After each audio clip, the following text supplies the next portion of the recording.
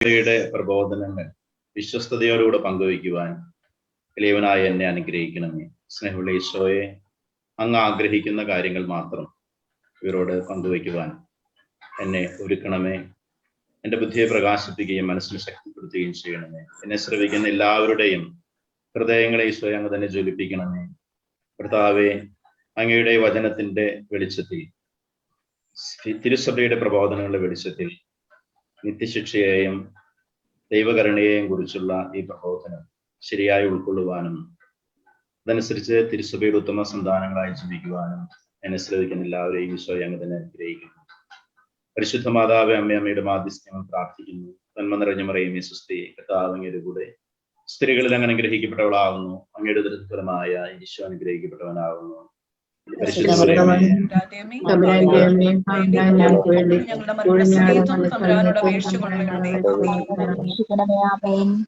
ഈശോ മിശിഹായ്ക്ക് സ്തുതിയായിരിക്കട്ടെ.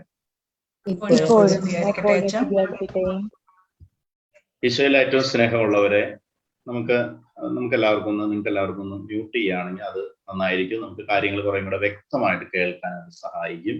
അതുകൊണ്ടാണ് അങ്ങനെ പറയുന്നത്. എല്ലാവർക്കും മ്യൂട്ട് ചെയ്യാം.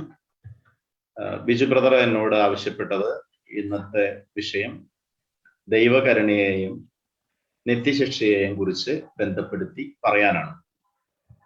ഈ കഴിഞ്ഞ ദിവസങ്ങളിലെല്ലാം ദൈവകരുണയുടെ വിവിധ വശങ്ങൾ നമ്മൾ വിശകലനം ചെയ്യുകയായിരുന്നു, മനസ്സിലാക്കുകയായിരുന്നു. ദൈവകരുണയുടെ ഇതിനെക്കുറിച്ചുള്ള 8 മണിക്ക് നമുക്ക് കുറേയേറെ കാര്യങ്ങൾ ഈ പ്രബോധന പരമ്പരയിലൂടെ, ധ്യാനത്തിലൂടെ മനസ്സിലാക്കാനായിട്ട് സാധിച്ചു. സത്യവിശ്വാസ പ്രബോധന ധ്യാനം അത് എന്തുകൊണ്ട് മറ്റ് ധ്യാന ചിന്തകളിൽ നിന്ന്, ശൈലികളിൽ നിന്ന് വ്യത്യസ്തമായിരിക്കുന്നു എന്ന് ചോദിച്ചാൽ ഞാൻ പറയാതെ തന്നെ നിങ്ങൾക്കറിയാം. തിരുസഭയുടെ പ്രബോധനങ്ങൾക്കാണ് ഇവിടെ കൂടുതൽ ഊന്നൽ നൽകുന്നത്. കത്തോലിക്കാ തിരുസഭ എന്ത് പഠിപ്പിക്കുന്നു, നമ്മൾ എന്താണ് വിശ്വസിക്കുന്നത് എന്ന ആധികാരിക പ്രബോധനമാണ് ഈ ധ്യാന വിചിന്തനങ്ങളിലൂടെ, ചിന്തകളിലൂടെ നൽകുന്നത്. അതിന് തീർച്ചയായും വലിയ പ്രാധാന്യമുണ്ട്. നമുക്കറിയാം, നമ്മുടെ വ്യക്തിപരമായ അഭിപ്രായങ്ങളെക്കാളും ചിന്തകളെക്കാളും ഒക്കെ പ്രാധാന്യമുള്ളത് നമുക്ക് വിശ്വാസത്തിന് മാനദണ്ഡമായി നൽകുന്നത് നമുക്ക് എല്ലാവർക്കും അറിയാവുന്നതുപോലെ തിരുസഭയുടെ ഔദ്യോഗിക പ്രബോധനങ്ങൾ തന്നെയാണ്. തിരുസഭ നമ്മുടെ അമ്മയാണ്. തിരുസഭയാകുന്ന അമ്മ സത്യവിശ്വാസത്തിലൂടെ നമ്മെ നയിച്ച് സ്വർഗത്തിലേക്ക് നയിച്ചുകൊണ്ടിരിക്കുന്നത് നമ്മുടെ അമ്മയാണ്. അപ്പോൾ തിരുസഭയാകുന്ന അമ്മയോട് ചേർന്നുകൊണ്ടാണ് ഈ വിഷയത്തെക്കുറിച്ച് നമ്മൾ പരിചിന്തനം ചെയ്യുന്നത്. ആദ്യമേ തന്നെ ഇങ്ങനെ ഒരു നല്ല കാര്യം ഏറ്റെടുത്ത് നേതൃത്വം കൊടുത്ത് ചെയ്യുന്ന ദിവീന മിസരിക്കോർഡിയ ഗ്രൂപ്പിന്റെ എല്ലാ അംഗങ്ങളെയും ഞാൻ പ്രത്യേകം അഭിനന്ദിക്കുന്നു, അവർക്ക് നന്ദി അർപ്പിക്കുന്നു. അതുപോലെ തന്നെ പ്രബോധനങ്ങൾ വ്യക്തമായും കൃത്യമായും നൽകുന്ന ബിജു ബ്രദറിനെയും പ്രത്യേകമായിട്ട് അഭിനന്ദിക്കുന്നു. അദ്ദേഹത്തിന്റെ നേതൃത്വത്തിലുള്ള ശുശ്രൂഷകളെല്ലാം, അതുപോലെ ദിവീന മിസരിക്കോർഡിയയുടെ ശുശ്രൂഷകളെല്ലാം ദൈവം ആഗ്രഹിക്കുന്ന രീതിയിൽ ഏറ്റവും മനോഹരമായി തീരട്ടെ. അനേകായിരങ്ങൾക്ക് അതുവഴിയായി തിരുസഭയോട് ചേർന്ന് നിൽക്കാനും തിരുസഭയുടെ പ്രബോധനങ്ങൾ മനസ്സിലാക്കാനും തിരുസഭയെ സ്നേഹിക്കാനും ഇടവരട്ടെ എന്ന് ഞാൻ ആശംസിക്കുകയും പ്രാർത്ഥിക്കുകയും ചെയ്യാം. നമ്മൾ അല്പസമയം നരകത്തെക്കുറിച്ച്, നിത്യശിക്ഷയെക്കുറിച്ച് തിരുസഭ എന്താണ് പഠിപ്പിക്കുന്നത് എന്ന് കാണാനായിട്ട് ശ്രമിക്കുകയാണ്. കത്തോലിക്കാ സഭയുടെ മതബോധന ഗ്രന്ഥത്തിൽ നരകം എന്താണെന്ന് നിർവചിക്കുന്നുണ്ട്. മനസ്തപിച്ച് ദൈവത്തിന്റെ കരുണാർദ്രമായ സ്നേഹം സ്വീകരിക്കാതെ മാരകപാപത്തിൽ മരിക്കുക, അപ്രകാരം ദൈവത്തിൽ നിന്ന് വേർപെട്ട് നിൽക്കുക എന്നതാണ് നരകം എന്ന അവസ്ഥയിൽ നിന്ന് ഉദ്ദേശിക്കുന്നത്. ദൈവത്തിൽ നിന്ന് നമ്മെ തന്നെ എന്നേക്കുമായി വേർപ്പെടുത്തി നിർത്തുന്ന അവസ്ഥയാണ് നരകം എന്ന് വിളിക്കുന്നത്. അത് നമ്മുടെ സ്വതന്ത്രമായ തീരുമാനപ്രകാരം നാം ചെയ്യുന്നതാണ്. ഇപ്പോൾ വിശ്വസിക്കാനും മാനസാന്തരപ്പെടാനും ജീവിതാവസാനം വരെ വിസമ്മതിക്കുന്നവരുടെ അവസ്ഥയാണ് ഇത് എന്ന് തിരുസഭ പഠിപ്പിക്കുന്നു. അപ്പോൾ ചില കാര്യങ്ങൾ ഇവിടെ വ്യക്തമാക്കാനായിട്ടുണ്ട്. ഒന്ന്, ഇത് നമ്മുടെ സ്വതന്ത്രമായ ഒരു തീരുമാനമാണ്. 2, ഏതെങ്കിലും ഒരു നിമിഷ നേരത്തെ ഒരു പ്രവൃത്തി കൊണ്ടല്ല, മറിച്ച് വിശ്വസിക്കാനും മാനസാന്തരപ്പെടാനും ജീവിതാവസാനം വരെ വിസമ്മതിക്കുന്നവരുടെ ഒരവസ്ഥയാണ്. അപ്പോൾ ചില കാര്യങ്ങൾ ഇതിന് വ്യക്തമായി നമ്മൾ മനസ്സിലാക്കാനായിട്ടുണ്ട്. പലപ്പോഴും നമ്മുടെ ചിന്തയിൽ നരകം എന്ന് പറയുമ്പോൾ നമ്മുടെ മനസ്സിലേക്ക് ആദ്യം കടന്നു വരുന്നത് പലപ്പോഴും വലിയ തീക്കൂനയൊരുക്കി കാത്തിരിക്കുന്ന ഒരു ദൈവത്തിന്റെ ചിത്രമായിരിക്കാം പലർക്കും. പാപി വരുമ്പോൾ പാപികളുടെ ആത്മാക്കളെ ഈ തീക്കുണ്ടത്തിലേക്ക് വലിച്ചെറിഞ്ഞ് അവരെ ഇങ്ങനെ ഈ തീയിലിട്ട് കത്തിച്ച് സന്തോഷിക്കുന്ന ഒരു ദൈവമല്ല നമ്മുടെ ദൈവം. അതുകൊണ്ട് ദൈവം നരകം സൃഷ്ടിച്ച് നമുക്ക് വേണ്ടി കാത്തിരിക്കുന്ന ദൈവമല്ല, സ്വർഗത്തിലേക്ക് തന്റെ മക്കളെല്ലാവരും വരണമെന്ന് ആഗ്രഹിക്കുന്ന ദൈവവുമായുള്ള പരിപൂർണ സംസർഗത്തിലായിരിക്കണമെന്ന് ആഗ്രഹിക്കുന്ന ഒരു ദൈവമാണ് നമ്മുടെ ദൈവം. അതുകൊണ്ട് ദൈവത്തെക്കുറിച്ചുള്ള നമ്മുടെ ദർശനം തന്നെ ആദ്യം നരകവുമായി നിത്യശയുമായി ബന്ധപ്പെടുത്തി ചിന്തിക്കുമ്പോൾ തിരുത്താനായിട്ടുണ്ട്. ദൈവം നരകം സൃഷ്ടിച്ച് കാത്തിരിക്കുന്ന ദൈവമല്ല, ദൈവം തന്റെ കൂട്ടായ്മയിലേക്കും സ്നേഹത്തിലേക്കും, അതായത് സ്വർഗത്തിലേക്ക് തന്റെ മക്കളെല്ലാവരും വരണമെന്ന് ആഗ്രഹിക്കുന്ന ദൈവമാണ്. നരകത്തെക്കുറിച്ച് വിശുദ്ധ ഗ്രന്ഥ ദർശനങ്ങൾ ചിലത് പറഞ്ഞതിന് ശേഷം ഞാൻ ദൈവകരുണയുമായി ബന്ധപ്പെടുത്തിയുള്ള കാര്യങ്ങളിലേക്ക് വരാമെന്ന് കരുതുകയാണ്. പഴയ നിയമത്തിൽ ഈ നരകത്വവുമായി നിത്യശിക്ഷയുമായി ബന്ധപ്പെട്ടിരിക്കുന്ന ഒരു ആശയമാണ് ഗേഹന്ന. ഗേഹന്ന ഗേഹന്ന ഗേഹന്ന എന്ന പദത്തിന്റെ അർത്ഥം ഹിന്നോമിന്റെ താഴ്വര എന്നാണ്. ഹിന്നോമിന്റെ താഴ്വര ജെറുസലമിന് തെക്കായി സ്ഥിതി ചെയ്തിരുന്ന താഴ്വരയാണിത്. ആഹാസിന്റെയും മനാസയുടെയും കാലത്ത് ഇവിടെ നരബലി നടത്തപ്പെട്ടിരുന്നു. അതുകൊണ്ട് ഇതിനെ കൊലയുടെ താഴ്വര എന്ന് അറിയപ്പെടുന്നുണ്ട്, എന്ന് വിളിക്കുന്നുണ്ട്. ഇപ്രകാരം ദൈവത്തെ തള്ളിപ്പറഞ്ഞവരുടെ മൃതദേഹങ്ങൾ ദഹിപ്പിക്കുന്നതിന് അഗ്നിയുടെ താഴ്വര ഉണ്ടായിരുന്നു എന്ന് യെശയ്യാ പ്രവാചക പുസ്തകത്തിൽ നമ്മൾ വായിക്കുന്നുണ്ട്. അപ്പൊ ഈ ഗേഹന്ന എന്ന് പറഞ്ഞാൽ യഥാർത്ഥത്തിൽ ഒരു താഴ്വര തന്നെയാണ്. ഈ താഴ്വരയിൽ വിജാതീയ ദൈവങ്ങൾക്ക് ബലിയർപ്പിച്ചിരുന്ന താഴ്വരയാണ്. അതിന്റെ അർത്ഥം നിങ്ങൾക്ക് മനസ്സിലായി. സത്യദൈവമായ യാഹ്വേയെ ഉപേക്ഷിച്ച് വിജാതീയ ദൈവങ്ങൾക്ക് നരബലി അർപ്പിച്ചിരുന്ന സ്ഥലം എന്ന് പറയുമ്പോൾ ദൈവത്തെ ഉപേക്ഷിച്ച സ്ഥലമാണ്. ദൈവത്തെ ഉപേക്ഷിച്ച സ്ഥലം.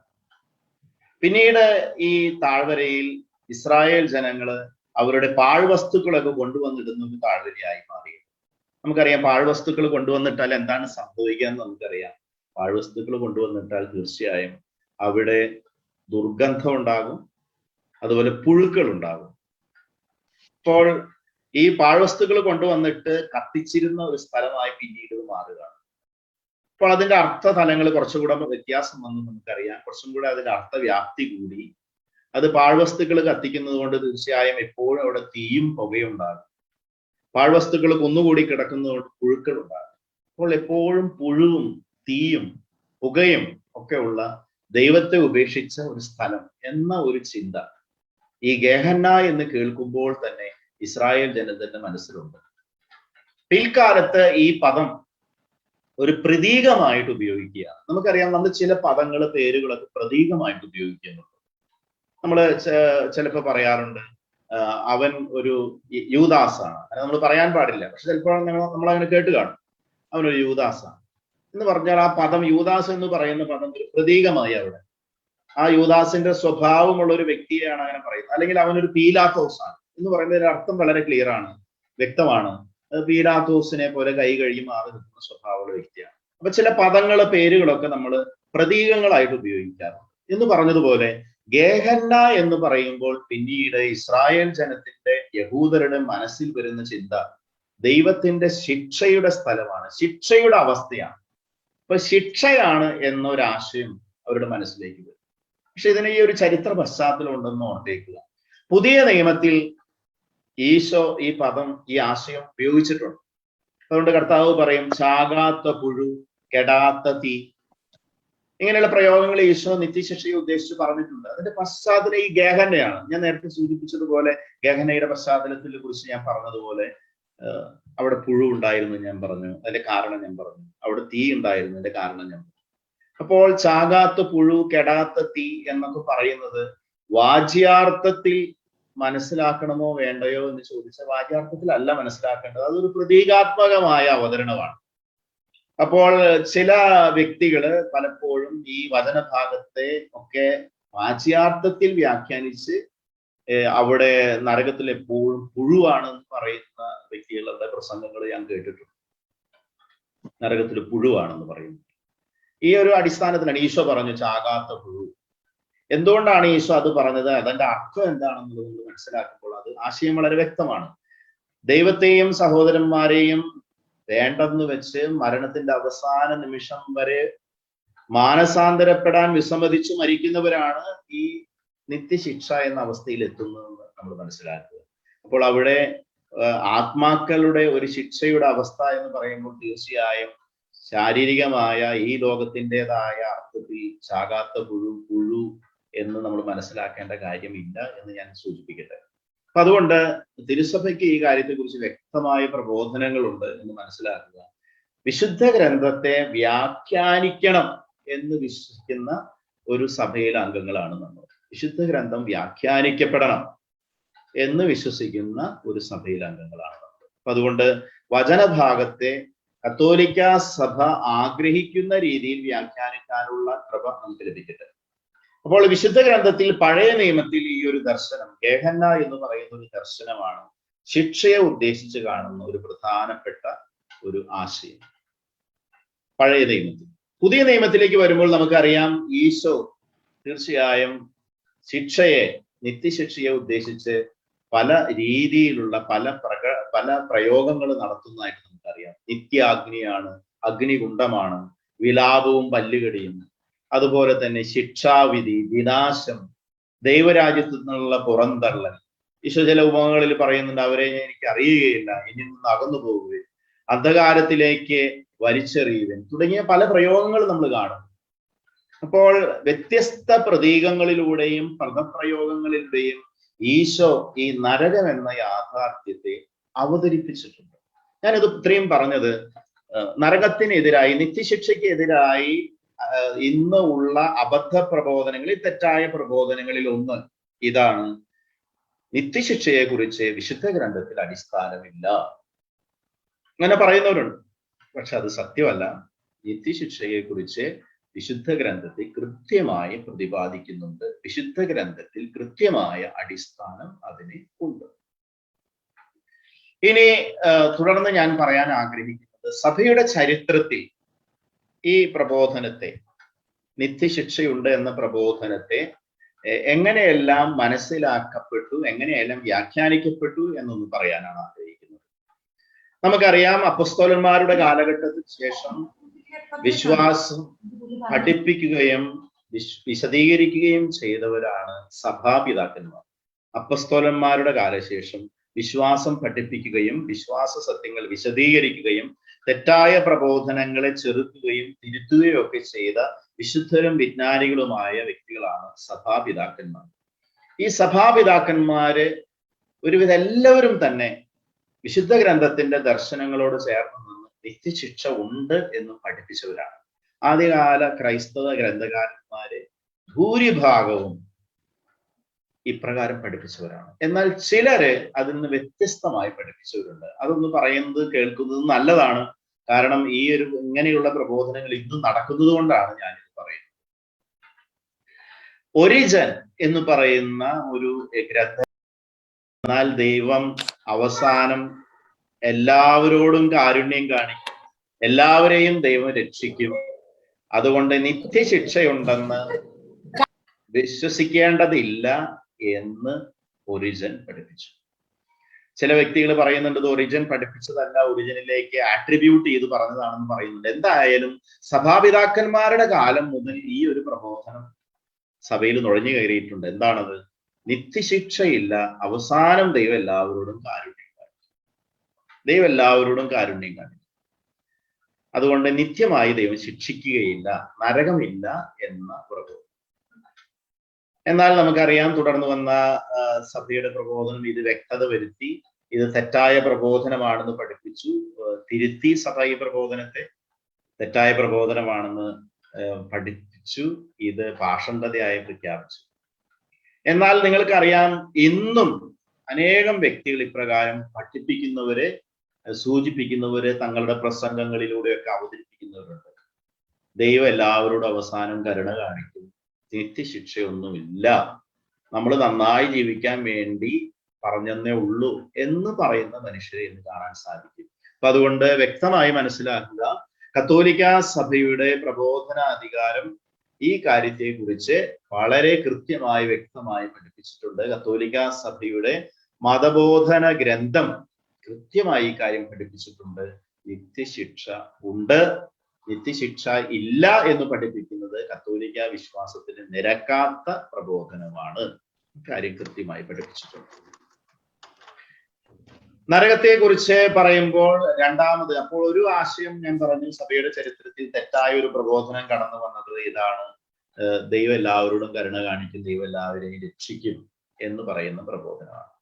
ഇനി അതുപോലെ തന്നെയുള്ള മറ്റൊരു പ്രബോധനമാണ് ചില സെക്റ്റുകൾ, പ്രത്യേകിച്ച് യഹോവ സാക്ഷികള്, സെവൻത് ഡേ അഡ്വന്റിസ്റ്റ് തുടങ്ങിയ സെക്റ്റുകളും ഗ്രൂപ്പുകളൊക്കെ പഠിപ്പിക്കുന്നത്. നരകം എന്നതിന് പകരം അവർ പറയും, തിന്മ ചെയ്തവരെയെല്ലാം ദൈവം നശിപ്പിച്ചു കളയും, ടോട്ടൽ ഡിസ്ട്രക്ഷനാണ്, എന്നേക്കുമായിട്ട് നശിപ്പിച്ചു കളയും, അവർക്ക് ഇനി നിലനിൽപ്പ് പോലുമില്ല, അവരുടെ അസ്തിത്വം തന്നെ ഇല്ലാതാകും. അപ്പൊ അങ്ങനെ ഒരു പ്രബോധനം നടത്തുന്നവരുണ്ട്. അപ്പൊ രണ്ട് ആശയങ്ങളാണ് ഞാൻ പറഞ്ഞത്. ഒന്ന്, ഒരു വളരെ വിശാലമായ ഒരു കാഴ്ചപ്പാട് അവതരിപ്പിച്ചിരിക്കുകയാണ്, ദൈവം എല്ലാവരോടും കരുണ കാണിക്കും, എല്ലാവരും രക്ഷ പ്രാപിക്കും, നരകമില്ല. ഇനി മറ്റൊരു കാഴ്ചപ്പാട് സെക്റ്റുകൾ അവതരിപ്പിക്കുന്നതാണ്, അത് തിന്മ ചെയ്തവരെ ദൈവം നശിപ്പിച്ചു കളയും, ഇല്ലാതാക്കി കളയും, പിന്നീട് അവർക്ക് നിലനിൽപ്പ് പോലും ഉണ്ടാകില്ല എന്ന് പറയുന്ന ഒരു സമീപനമാണ്. സത്യത്തിൽ ഈ രണ്ട് കാഴ്ചപ്പാടുകളെയും കത്തോലിക്ക തിരുസഭ തള്ളിക്കളഞ്ഞിട്ടുള്ളതാണ്. കത്തോലിക്ക സഭയുടെ പ്രബോധനം അനുസരിച്ച് നരകമുണ്ട്, നിത്യശിക്ഷയുണ്ട്. മറ്റ് രണ്ട് പ്രബോധനങ്ങളും രണ്ട് എക്സ്ട്രീം പൊസിഷൻസ് ആണ്, അറ്റത്ത് നിൽക്കുന്ന രണ്ട് പ്രബോധനങ്ങളാണ്.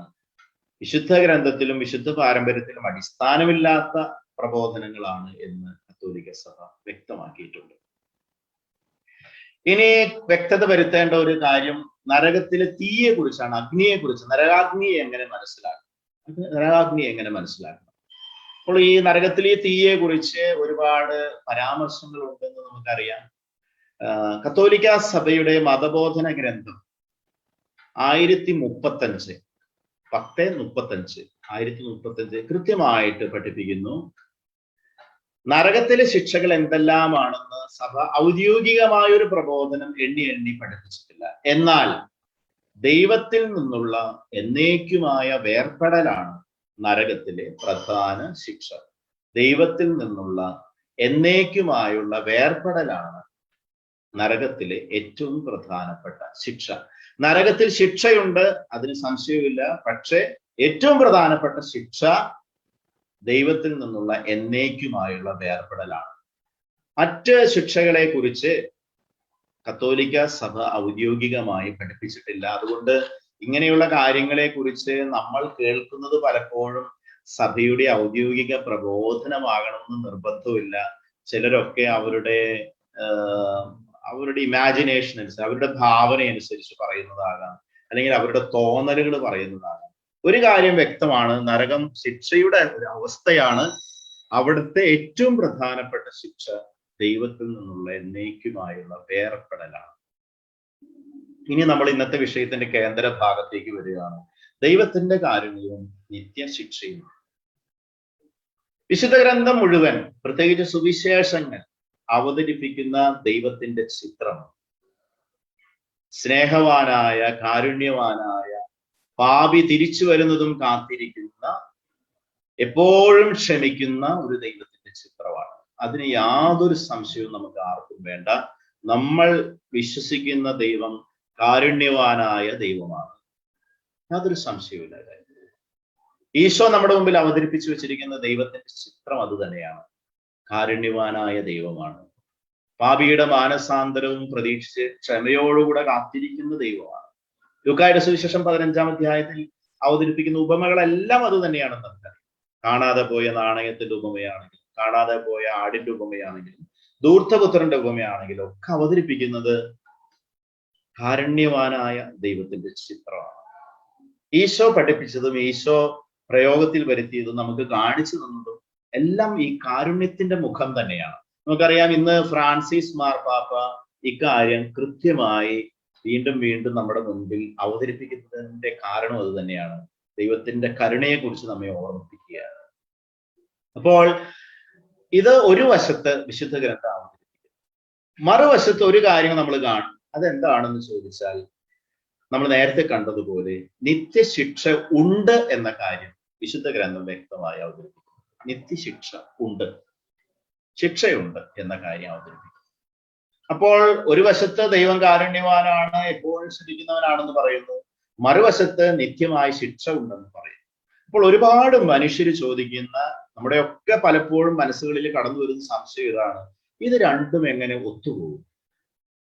കാരുണ്യവാനായ ദൈവം, എപ്പോഴും ശ്രദ്ധിക്കുന്ന ദൈവം, മറുവശത്ത് ശിക്ഷിക്കുന്ന, ശിക്ഷയുണ്ടെന്ന് പറയുന്ന അവസ്ഥ, ഇത് രണ്ടും എങ്ങനെ ചേർന്നു പോകും? ഈ വിഷയത്തെ കുറിച്ച് കത്തോലിക്ക സഭയുടെ ഔദ്യോഗിക പ്രബോധനാധികാരം ഒരുപാട് ചർച്ചകളും പഠനങ്ങളും നടത്തിയതിനു ശേഷം ഇന്റർനാഷണൽ തിയോളജിക്കൽ കമ്മീഷൻ, അന്തർദേശീയ ദൈവശാസ്ത്ര സമിതി, ഇതേക്കുറിച്ച് ഒരു പ്രബോധന രേഖ പ്രസിദ്ധീകരിച്ചിട്ടുണ്ട്.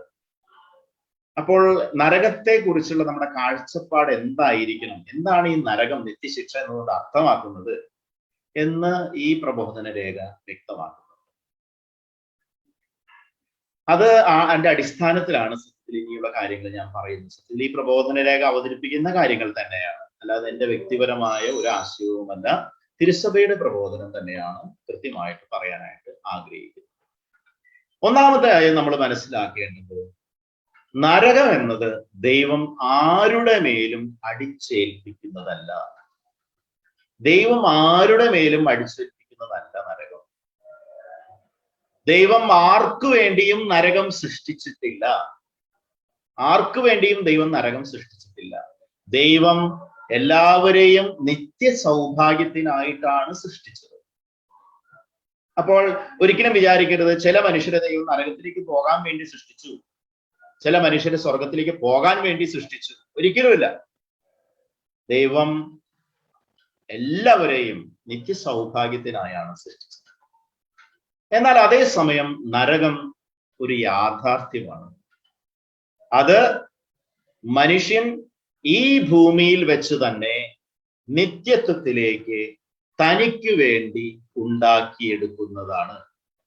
മനുഷ്യൻ ഈ ഭൂമിയിൽ വെച്ച് തന്നെ നിത്യത്വത്തിലേക്ക് തനിക്ക് വേണ്ടി ഉണ്ടാക്കിയെടുക്കുന്നതാണ്. എന്ന് പറഞ്ഞാൽ എന്താണ് അതിന്റെ അർത്ഥം? എന്താണ് അതിന്റെ അർത്ഥം? ഈ കത്തോലിക്ക സഭയുടെ ഈ പ്രബോധനം, അന്തർദേശീയ ദൈവശാസ്ത്ര സമിതി അതിനെ വിശദീകരിക്കുന്നത് ഇപ്രകാരമാണ്: ദൈവം സ്നേഹമാണ്, കാരുണ്യവാനാണ്, എല്ലാവരെയും സ്നേഹിക്കുന്നവനാണ്, എല്ലാവരോടും ക്ഷമിക്കുന്നവനാണ്, പാപിയുടെ മാനസാന്തരം പ്രതീക്ഷിച്ച് കാത്തിരിക്കുന്ന ദൈവമാണ്, യാതൊരു സംശയവുമില്ല. പക്ഷേ സ്വാതന്ത്ര്യമുള്ള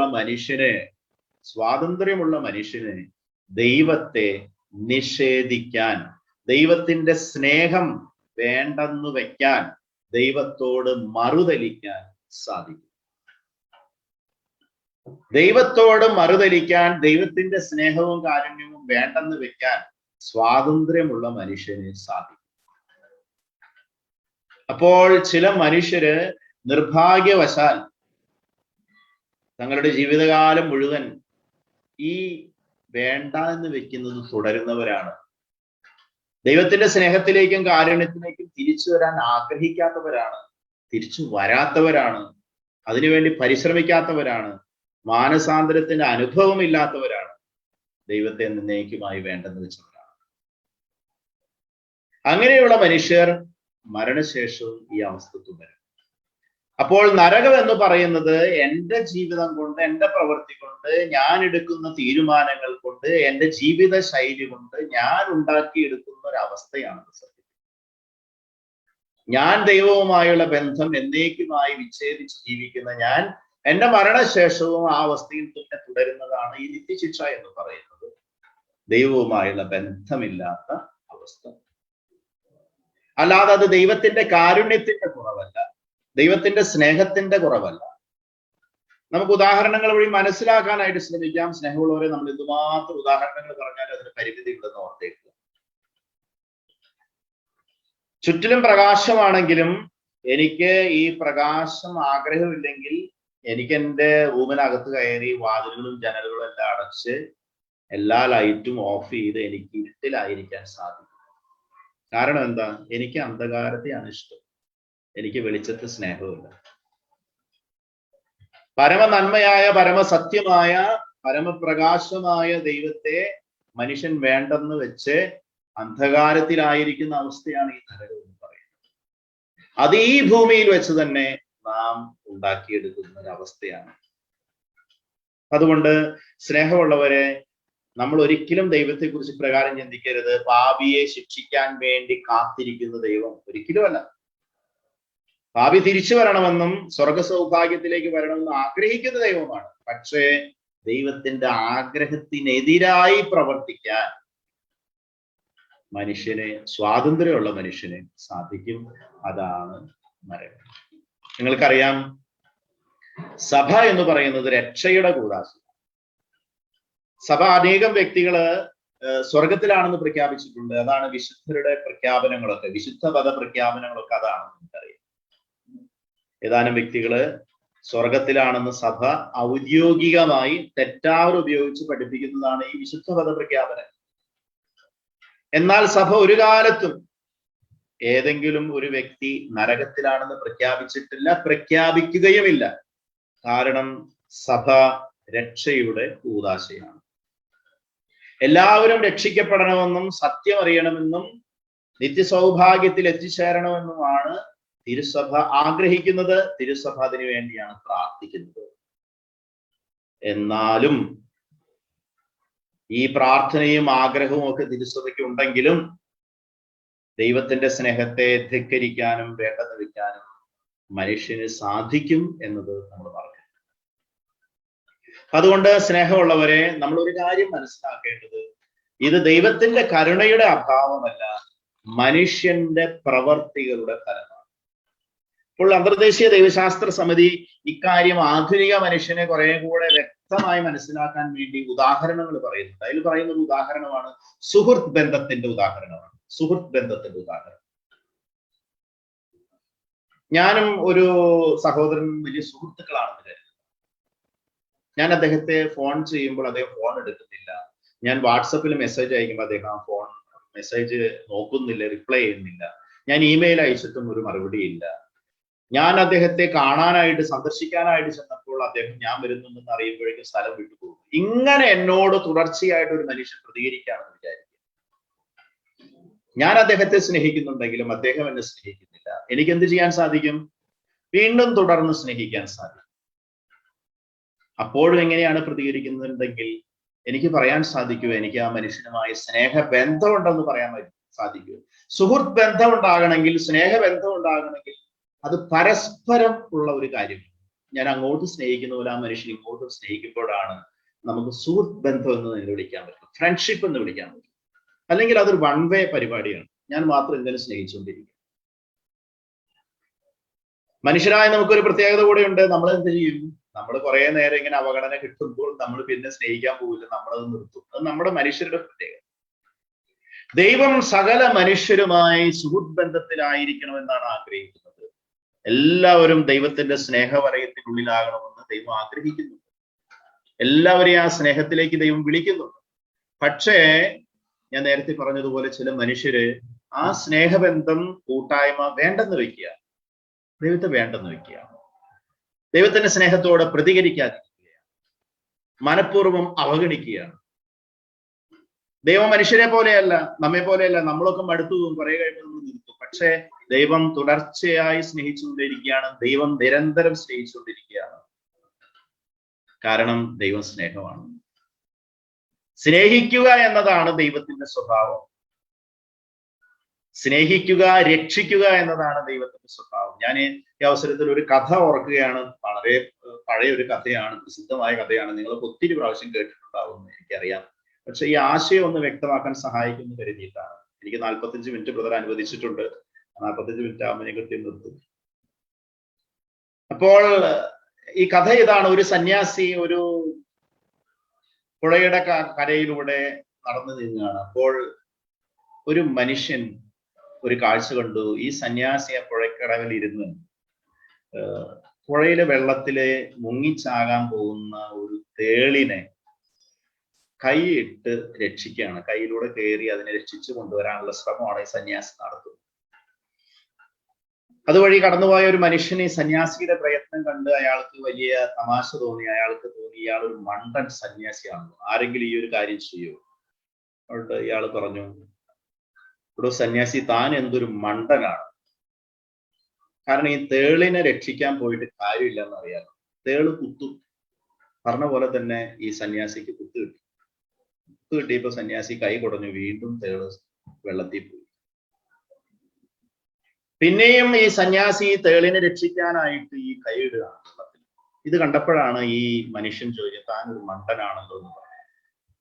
സ്നേഹമുള്ളവരെ, ഈ കഥയിൽ ഒരു കഥയാണെങ്കിൽ ഇതിന് വലിയൊരു സന്ദേശമുണ്ട്. ഈ സന്യാസി പറഞ്ഞ മറുപടിയാണ് അതിന്റെ സന്ദേശം. സന്യാസി പറഞ്ഞു, സഹോദര, രക്ഷിക്കുക എന്നതാണ് എന്റെ ദൗത്യം. രക്ഷിക്കുക എന്നതാണ് എന്റെ ദൗത്യം. രക്ഷിക്കുക എന്നതാണ് എന്റെ സ്വഭാവം. കുത്തുക എന്നത് തേളിന്റെ സ്വഭാവമാണ്. അത് കുത്തു എന്നറിഞ്ഞിട്ട് തന്നെയാണ് ഞാൻ രക്ഷിക്കാനായിട്ട് ശ്രമിച്ചത്.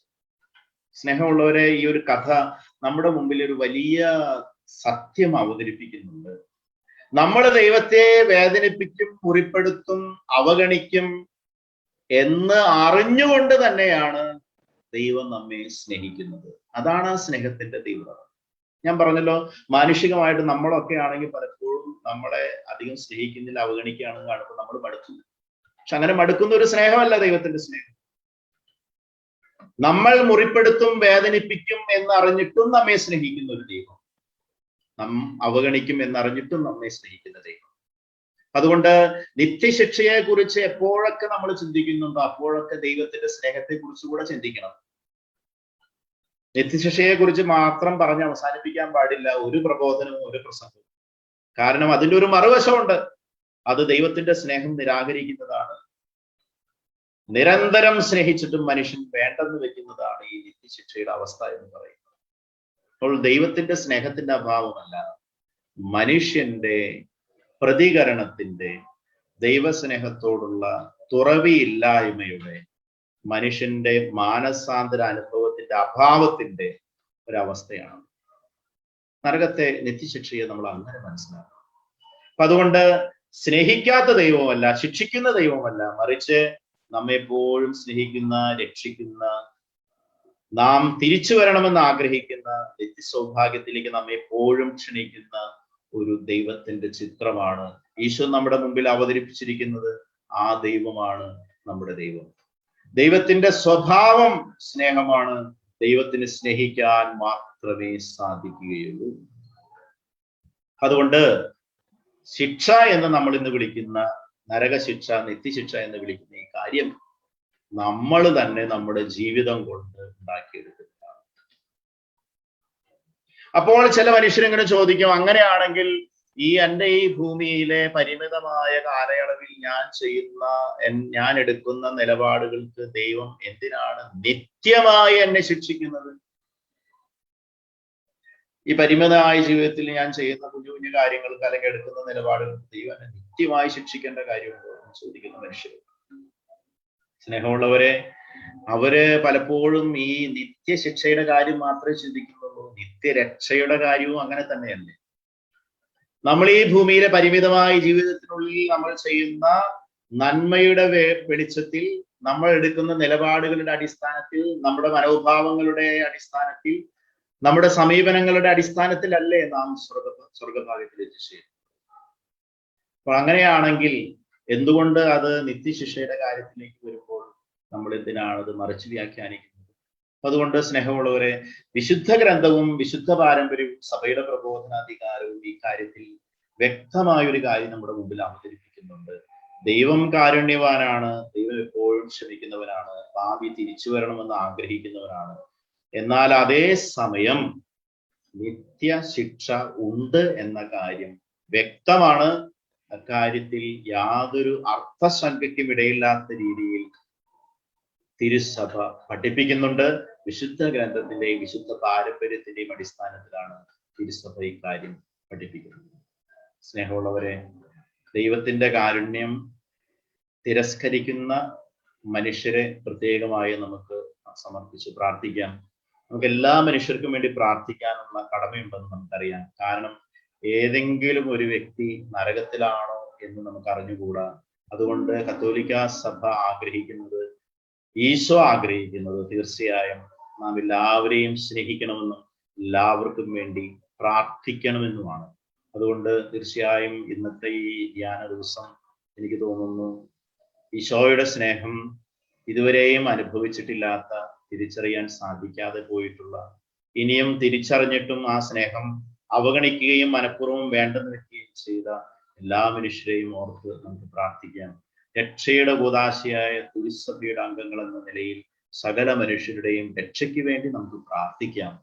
ഞാൻ നേരത്തെ സൂചിപ്പിച്ചതുപോലെ സഭ രക്ഷയുടെ കൂദാശയാണ്.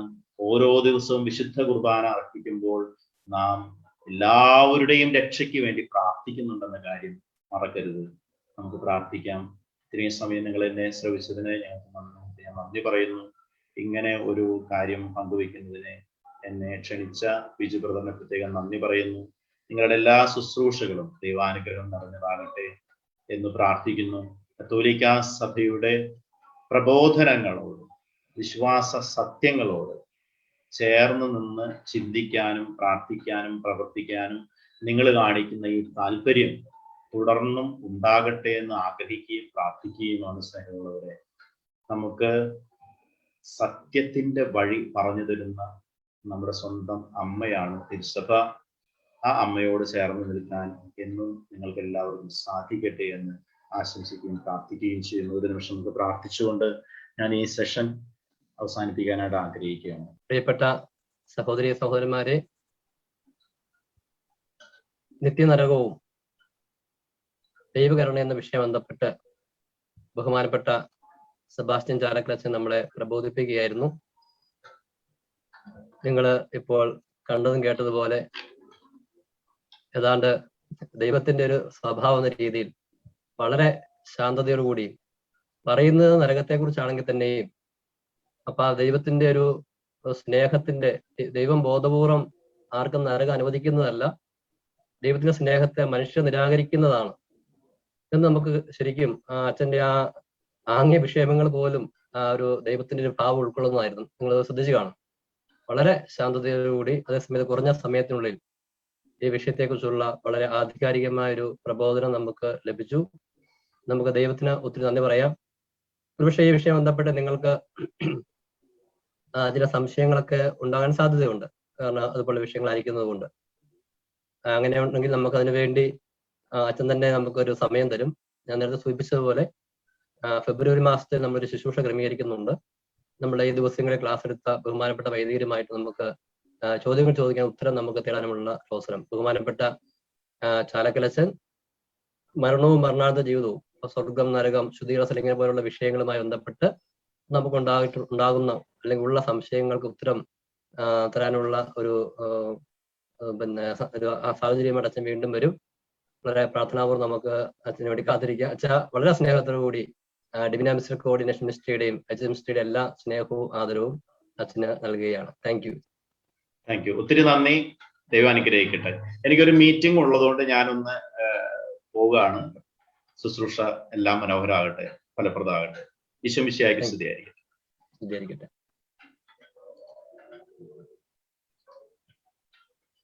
ഹല്ലേലൂയ. ഹല്ലേലൂയ.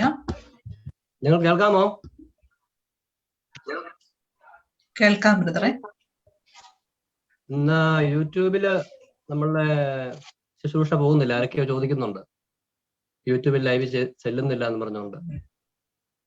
അതുമായി ബന്ധപ്പെട്ടവര് ശ്രദ്ധിച്ചു കഴിഞ്ഞാൽ ഉപകാരമായിരുന്നു. ആരൊക്കെയോ ഇടയ്ക്ക് കമന്റ് വിട്ടിരുന്നു, യൂട്യൂബില് ശുശ്രൂഷ ചെല്ലുന്നില്ല എന്ന് പറഞ്ഞതുകൊണ്ട്. ഹല്ലേലൂയ. ഹല്ലേലൂയ. പരിശുദ്ധ പരമ ദിവ്യകാരുണ്യ ഈശോയ്ക്ക് നേരവും ആരാധനയും സ്തുതിയും നന്മ നിറഞ്ഞ മറിയമേ സ്വസ്തി, കർത്താവ് അങ്ങയുടെ കൂടെ, സ്ത്രീകൾ അങ്ങ് അനുഗ്രഹിക്കപ്പെട്ടവളാകുന്നു. അങ്ങയുടെ ഉദരത്തിൻ ഫലമായി ഈശോ അനുഗ്രഹിക്കപ്പെട്ടവനാകുന്നു. പരിശുദ്ധ മറിയമേ തമ്പുരാന്റെ അമ്മയെ പാപികളായി ഞങ്ങൾക്ക് വേണ്ടി ഇപ്പോഴും ഞങ്ങളുടെ മരണസമയത്തും തമ്പുരാനോട് അപേക്ഷിച്ചു കൊള്ളണമേ. ആമേൻ. എനിക്ക് തോന്നുന്നു രണ്ടാമത്തെ ദിവസമാണെന്ന് ഒരു ഓർമ്മ വരുന്നു. ഞാൻ കേരള സഭയിൽ പരന്നുകൊണ്ടിരുന്ന ഏതാണ്ട് 25ഓളം അബദ്ധ പ്രബോധനങ്ങളെ കുറിച്ച് ഒരു സൂചന നൽകിയിരുന്നു. നിങ്ങൾ ഓർക്കുന്നുണ്ടോ? ഓർക്കുന്നുണ്ടോ? എല്ലാരും പോയോ? ആദ്യത്തെ ദിവസത്തിന്റെ കണ്ടിന്യൂഷൻ ആയിട്ട് വന്നതല്ലേ ബ്രദറെ? ഞാൻ ഏതെങ്കിലും ദിവസം പറഞ്ഞായിട്ട് ഓർക്കുന്നുണ്ടോ? ഞാൻ നമ്പർ 1 by 1 ആയിട്ട് ഞാൻ നമ്പർ ഇട്ട് 25ഓളം അബദ്ധ പ്രബോധനങ്ങളെ കുറിച്ച് പറഞ്ഞിരുന്നു. ആരും ഓർക്കുന്നില്ല? അതെ. ഞാൻ ഓർത്തു അത് കേട്ടിട്ട് നിങ്ങൾക്ക് ആരൊക്കെയോ മ്യൂട്ട് ചെയ്തിരിക്കുന്നു പറയുന്നു, അവരെ ഓപ്പൺ ആക്കാമെന്ന് ചോദിക്കുന്നു. യൂട്യൂബിലെ ക്ലാസ് ഇല്ലെന്നില്ലെന്ന് പറയുന്നു. അതൊക്കെ ഉത്തരവാദിത്തപ്പെടുന്ന ശ്രദ്ധിക്കണേ. ഓക്കെ. മ്യൂട്ട് ചെയ്ത പൊതുവിൽ മ്യൂട്ട് ചെയ്തേക്കുവാണല്ലേ? ഓക്കെ. പറഞ്ഞു വരുന്നത്, ഞാൻ വിചാരിച്ചു 25 അബദ്ധ പ്രബോധനങ്ങൾ ഞാൻ പറഞ്ഞു കഴിയുമ്പോൾ നിങ്ങളെല്ലാം ഞെട്ടുമെന്ന് ഞാൻ വിചാരിച്ചത്. ദൈവം എത്രയേറെ അബദ്ധ പ്രബോധനങ്ങള് കേരള സഭയിൽ പരക്കുന്നുണ്ടല്ലോ എന്നോർത്ത് നിങ്ങൾ ഞെട്ടുമെന്നാ വിചാരിച്ചത്. നിങ്ങൾക്കൊരു ഞെട്ടലും ഉണ്ടായില്ല ഉള്ളത് എന്നെ കുറച്ച് അത്ഭുതപ്പെടുത്തുന്നുണ്ട്. നിങ്ങൾക്ക് ഞെട്ടലുണ്ടായിരുന്നോ? നല്ല ഞെട്ടലുണ്ടായിരുന്നു.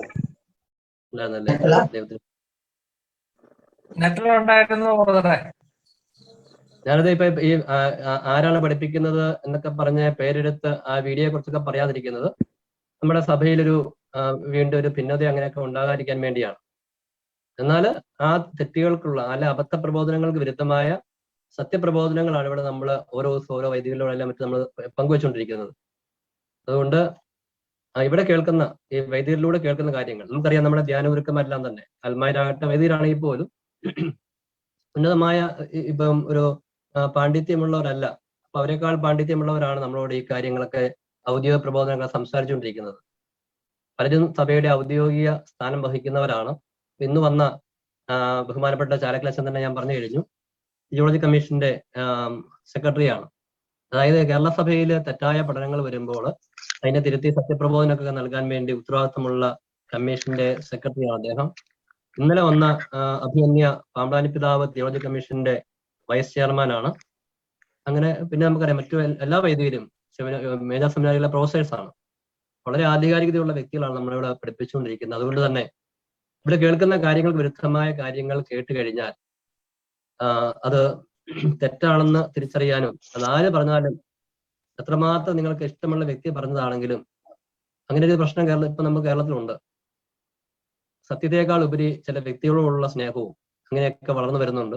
അപ്പം ചില വ്യക്തികളുള്ള സ്നേഹം ഉള്ളതുകൊണ്ട് അവർ തെറ്റ് പഠിപ്പിച്ചു കഴിഞ്ഞാൽ പോലും സഭയുടെ പ്രബോധനങ്ങളെക്കാൾ പോലും ഉപരിയായിട്ട് അത് സ്വീകരിക്കാനുള്ള തോന്നിയിട്ടുള്ള ഒരു 3 കാര്യങ്ങളുള്ളത്. ഒന്ന്, പരിശുദ്ധ കത്തോലിക്ക സഭ. ഇപ്പൊ ഞാൻ വിചാരിക്കുന്നത് ഇപ്പോൾ കേരള സഭയിലുള്ള ഈ അബദ്ധ പ്രബോധനങ്ങളൊക്കെ മാറി കേരള സഭയിലെ ആ വിശ്വാസപരമായ മേഖല ശുദ്ധമാകാനുള്ള ഒരു 2-3 കാര്യങ്ങൾ. ഒന്ന്, എല്ലാ മിനിസ്ട്രികളും, നമ്മുടെ ഡിവിന മിനിസ്ട്രി കുറി ഇന്ത്യൻ മിനിസ്ട്രി, നമ്മുടെ എല്ലാ മിനിസ്ട്രികളും ഇപ്പൊ ഒരു ധ്യാനം നടത്തിയാണെങ്കിൽ, ഒരു ശുശ്രൂഷ നടത്തിയാണെങ്കിൽ 2 മണിക്കൂറെങ്കിലും പരിശുദ്ധ കത്തോലിക്ക സഭയുടെ ഏകത്വം. കത്തോലിക്ക സഭയാണ് ഭൂമിയിൽ സത്യം സംവഹിക്കുവാൻ ഈശോ സ്ഥാപിച്ചിരിക്കുന്ന ഏക സത്യസഭ എന്ന് അർത്ഥശങ്കയില്ലാത്ത വിധം ശ്രോതാക്കൾക്ക് മനസ്സിലാകുന്ന രീതിയിൽ സഭയുടെ ഏകത്വത്തെ കുറിച്ച് പഠിപ്പിക്കാനുള്ള അറിവുണ്ടായി. എല്ലാ മിനിസ്ട്രികൾക്കും ഒരു ക്ലാസ്സെങ്കിലും ധ്യാന സമയത്ത് പരിശുദ്ധ കത്തോലിക്ക സഭയും സഭയുടെ പ്രബോധനങ്ങളുടെ അനന്യതയെ കുറിച്ച്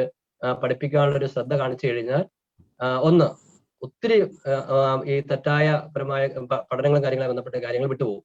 കാരണം കത്തോലിക്ക സഭയുടെ അനന്യതയും ഏകത്വവും സഭാ പ്രബോധനങ്ങളുടെ വൈശിഷ്ട്യവും അത് ഒരു 2 മണിക്കൂർ ക്ലാസ് എടുക്കണമെന്നുണ്ടെങ്കിൽ നന്നായിട്ട് പഠിക്കേണ്ടതായിട്ട് വരും. അങ്ങനെ നന്നായിട്ട് പഠിച്ചു കഴിയുമ്പോൾ അവർ തന്നെ ഈ പഠിപ്പിക്കുന്ന ഈ ക്ലാസ് എടുക്കുന്ന വ്യക്തികൾ തന്നെ ആ ഒരു മേഖലയിൽ ഒത്തിരി ദൃഢത പ്രാപിക്കുകയും തെറ്റില്ലാതെ തന്നെ സത്യം പഠിപ്പിക്കാനായിട്ട് പ്രാപ്തരാകുകയും ചെയ്യും. ഹല്ലേലൂയ. രണ്ടാമത് ശ്രദ്ധിച്ച് ഉപകാരപ്പെടുന്ന ഒരു കാര്യം, ഏത് വിഷയം പഠിപ്പിക്കുമ്പോഴും, ഉദാഹരണത്തിന് നമ്മുടെ ചാലക്കലച്ചൻ ഇവിടെ പഠിപ്പിക്കുകയുണ്ടായി. അപ്പൊ ഏത് വിഷയം അവതരിപ്പിക്കുമ്പോഴും ആ വിഷയത്തെ കുറിച്ച് കത്തോലിക്ക സഭയുടെ മതബോധ ഗ്രന്ഥം അല്ലെങ്കിൽ 2-ാം മത്തിയ കൗൺസിൽ പ്രമാണ രേഖകൾ അല്ലെങ്കിൽ ഇന്ന ചാക്രി ലേഖനം ഇങ്ങനെ പഠിപ്പിക്കുന്നുവെന്ന് കോട്ട് ചെയ്ത് കൂടി പഠിപ്പിക്കുക. സത്യവിശ്വാസ പ്രബോധന ധ്യാനത്തിന്റെ 1-ാം ഭാഗത്ത് ഈ വിഷയം ഞാൻ ഒത്തിരിയേറെ സമയമെടുത്ത് പറഞ്ഞിരുന്നു. ഞാൻ മുമ്പ് സൂചിപ്പിച്ച പോലെ വീണ്ടും പറയുകയാണ്. ആ ധ്യാനം കൂടാത്തവർ അത് യൂട്യൂബിൽ നിന്ന് കൂടുക. അതായത് ഏതെങ്കിലും വിഷയം, ഇപ്പൊ നരകത്തെ കുറിച്ചാണ് ഒരാൾ ഒരു ധ്യാനഗുരു ക്ലാസ് വെക്കുന്നതെങ്കിൽ ആ ധ്യാനഗുരു നരകവുമായി ബന്ധപ്പെട്ട് താൻ പറയുന്ന ആശയങ്ങൾ തിരുസഭയുടെ പ്രബോധനങ്ങൾ എവിടെയാ കിടക്കുന്നുള്ളത് പഠിപ്പിക്കുക. അപ്പൊ ഈ 2 കാര്യങ്ങള് പിന്നെ എല്ലാ ശുശ്രൂഷകളും ചെയ്തുകൊണ്ടിരിക്കുകയാണെങ്കിൽ ഈ തെറ്റായ പ്രബോധനങ്ങൾ കടന്നു വരുന്നതിന് ഒത്തിരി ഒരു തടസ്സമുണ്ടാകും. അല്ലെങ്കിൽ ആ ഒരു മേഖലയിൽ വലിയൊരു സുരക്ഷിതത്വം ഉണ്ടാവും. വിശ്വാസികൾക്ക് അപകടം കൂടാതെ തന്നെ ഈ പ്രബോധനങ്ങൾ സ്വീകരിക്കാനുള്ള കളമൊരുക്കും. ഞാൻ ഇന്നലെ സൂചിപ്പിക്കുന്നുണ്ട്, നമ്മൾ ഈ ഇത്തരം കാര്യങ്ങളെ കുറിച്ച് നമ്മൾ എന്തുമാത്രം ശ്രദ്ധാലുക്കൾ, എന്തുമാത്രം ഗൗരവബോധം കാണിക്കുകയും വില കൊടുക്കുകയും സമയം കൊടുക്കുകയും ചെയ്യേണ്ടതാണ്. അങ്ങനെയൊന്നും ചെയ്യാതെ നമ്മൾ കുറച്ച് ബൈബിൾ വായിക്കുന്നു. ബൈബിൾ വായിച്ചു കഴിഞ്ഞാൽ നമുക്കൊരു കാര്യം തോന്നുന്നു, അത് നമുക്കൊരു വലിയ ഒരു ഉത്സാഹവും തീഷ്ണയും ജനിപ്പിക്കുന്നു. നമ്മളത് വളരെ ആധികാരികമായിട്ട് അവതരിപ്പിക്കുന്നു. യൂട്യൂബിലെ സാധാരണ കടന്നു വരാറുള്ള ഒരു ശുശ്രൂഷക ഒരാള് അതിനെ തമ്പുരാനെ കൊടുത്തത് എങ്ങനെയാണ്?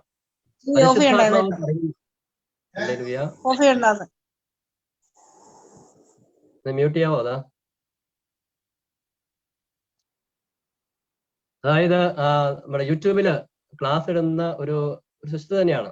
സിസ്റ്ററിന്റെ തമ്പുരാനിൽ കൊടുത്തിരിക്കുന്നത് പരിശുദ്ധാത്മാവ് പറയുന്ന കാര്യങ്ങൾ മാത്രം പറയുന്ന അല്ലെങ്കിൽ പഠിപ്പിക്കുന്ന ശുശ്രൂഷ എന്ന് പറഞ്ഞുകൊണ്ടാണ്.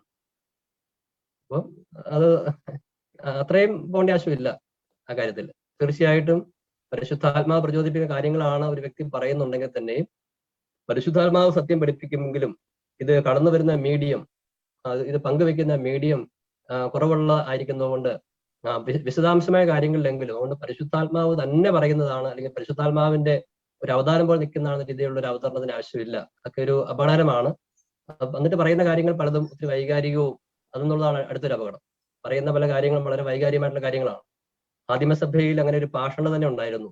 എല്ലാം പരിശുദ്ധാത്മാവിനെ നേരിട്ട് പഠിപ്പിക്കുന്ന രീതി. പരിശുദ്ധാത്മാവിനെല്ലാം നേരിട്ട് പഠിപ്പിക്കാൻ വേണ്ടി പറ്റും, എങ്കിലും പരിശുദ്ധാത്മാവ് സഭയിലെ സംവിധാനങ്ങൾ കൂടിയാണ് അത് പ്രധാനമായിട്ടും ചെയ്യുന്നത്.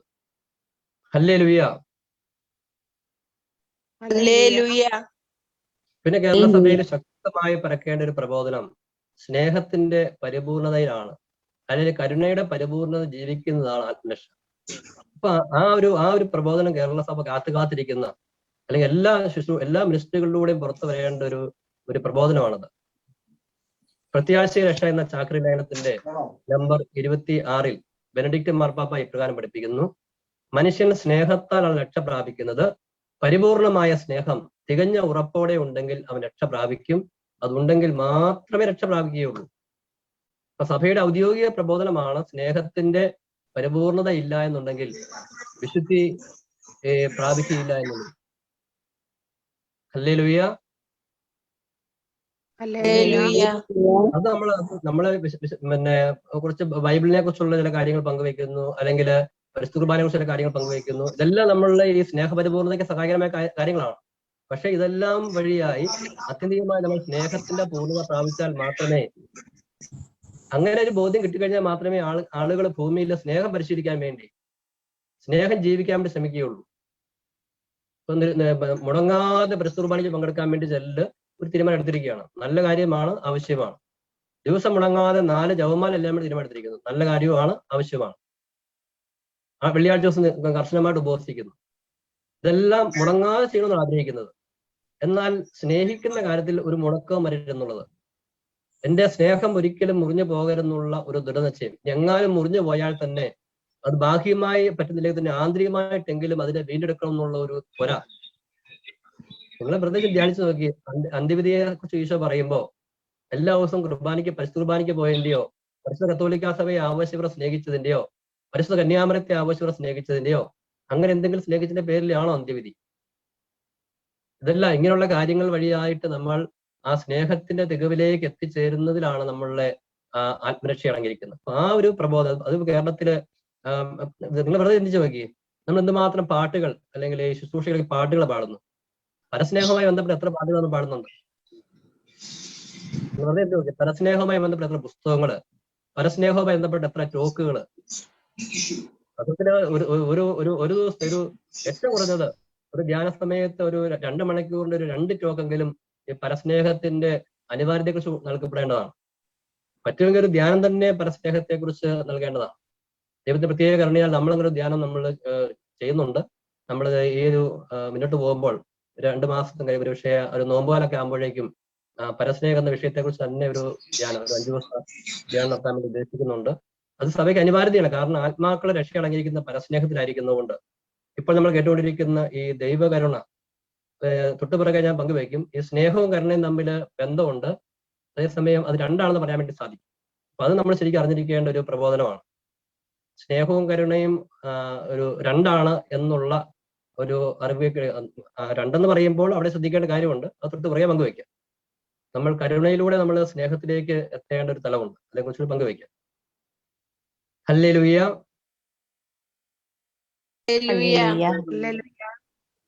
ഇപ്പൊ ഇവിടെ ബഹുമാനപ്പെട്ട ചാലക്കലച്ചെടുത്ത ആ ക്ലാസ് ദൈവകരുണ നിത്യനിറവും, അതുമായി ബന്ധപ്പെട്ട് ഒരു വൈദികനും ഞാനും കൂടിയുള്ള ഒരു ഇന്റർവ്യൂ പോലെയുള്ള ഒരു ക്ലാസ്, ഒരു 3 മണിക്കൂറിന്റെ ക്ലാസ് ആണ്. ആ ക്ലാസ് എന്റെ ലിങ്ക് ആവശ്യമുള്ളവർ എന്നെ കോൺടാക്ട് ചെയ്ത്, അതായത് ഈ നിത്യനിറവുമായി ബന്ധപ്പെട്ട് കേരളത്തിൽ പഠിപ്പിക്കുന്ന 20ഓളം പാഷാണ്ഡ അബദ്ധപ്രബോധനങ്ങളെ ചൂണ്ടിക്കാണ്ടിയിട്ട് അതിന്റെ സത്യപ്രബോധനം എന്താണെന്ന് ഞങ്ങൾ സമയമെടുത്ത് ഞങ്ങൾ ഷെയർ ചെയ്യുന്ന ഒരു വീഡിയോയാണ്. ആവശ്യമുള്ളവർ പിന്നീട് എന്നോട് ആവശ്യപ്പെട്ട് കഴിഞ്ഞാൽ നിങ്ങൾക്ക് എന്റെ ലിങ്ക് തരുന്നതാണ്. ഓക്കെ, നമുക്കിനി കേരള സഭയിൽ ദൈവകരുണയുടെ പ്രസക്തി, അതേക്കുറിച്ച് നമ്മൾ അല്പസമയം ചിന്തിക്കുകയാണ്. കേരള സഭയിൽ ഇന്ന് ദൈവകരുണയുടെ പ്രസക്തി, മറ്റൊരു വാക്കിൽ പറഞ്ഞാൽ ദിവ്യന മിസ്രക്കോഡിയ ഇന്റർനാഷണൽ മിനിസ്ട്രിക്ക് കേരളത്തിലുള്ള പ്രസക്തി. ഹല്ലേലൂയ. ഹല്ലേലൂയ. ഹല്ലേലൂയ. ഹല്ലേലൂയ. ഹല്ലേലൂയ. പരിശുദ്ധ പരമ ദിവ്യകാരുണ്യ ഈശോയ്ക്ക് ആരാധനയും സ്തുതിയും പുകഴ്ചയും ഉണ്ടായിരിക്കട്ടെ. ഇപ്പൊ നമുക്ക് അത് ശാന്തമായിട്ട് ദൈവകരുണയെ കുറിച്ചുള്ള ക്ലാസ്സുകൾ, പ്രത്യേകിച്ച് ഡിവിന മിസ്റ്റിക് ഇന്റർനാഷണൽ മിനിസ്ട്രിയിലൊക്കെ ദൈവകരുണയെ കുറിച്ചുള്ള ധാരാളം ക്ലാസ്സുകൾ നിങ്ങൾ കേട്ട് കഴിഞ്ഞാൽ എനിക്കറിയാം. നമ്മൾ സ്ഥിരമായിട്ട് കേട്ടുള്ള ക്ലാസ് വീണ്ടും ആവർത്തിക്കേണ്ട ആവശ്യമില്ല. എന്നാൽ നമുക്ക് അതുമായി ബന്ധപ്പെട്ട് തന്നെ കുറച്ച് ചില ചിന്തകൾ കൂടി പങ്കുവയ്ക്കാൻ പറ്റുന്നത് നിങ്ങളുമായിട്ട് ഷെയർ ചെയ്യുകയാണ്. ഇപ്പൊ കേരളത്തെ നമ്മൾ നേരത്തെ പറഞ്ഞു കഴിഞ്ഞു, ഇങ്ങനെ ഒരു ശുശ്രൂഷ തന്നെ നമ്മൾ ക്രമീകരിച്ചത് കേരള സഭയിൽ ഇപ്പോൾ ഈ ദൈവകരുണയുടെ പ്രസക്തി വളരെ വലുതായിരിക്കുന്നതുകൊണ്ടാണ്. വിശുദ്ധ ഫിലിപ്പ് നേരി പറഞ്ഞ ഒരു വാക്ക് പറഞ്ഞുകൊണ്ട് ഈ വിഷയത്തിലേക്ക് നമുക്ക് വരാം. വിശുദ്ധ ഫിലിപ്പ് നേരി ഒരിക്കൽ പറഞ്ഞത്, ഏറ്റവും വലിയ പാപിക്കാണ് ദൈവകരുണയ്ക്ക് ഏറ്റവും വലിയ അവകാശം. എന്താണ് പറഞ്ഞത്? ഏറ്റവും വലിയ പാപിക്കാണ് ദൈവകരുണയുടെ ഏറ്റവും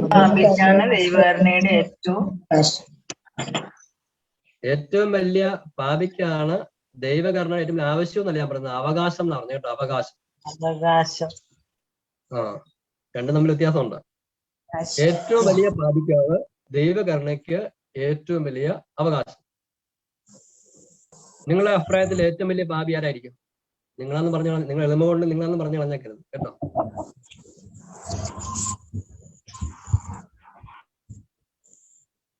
ഏറ്റവും വലിയ പാപി ആരായിരിക്കും?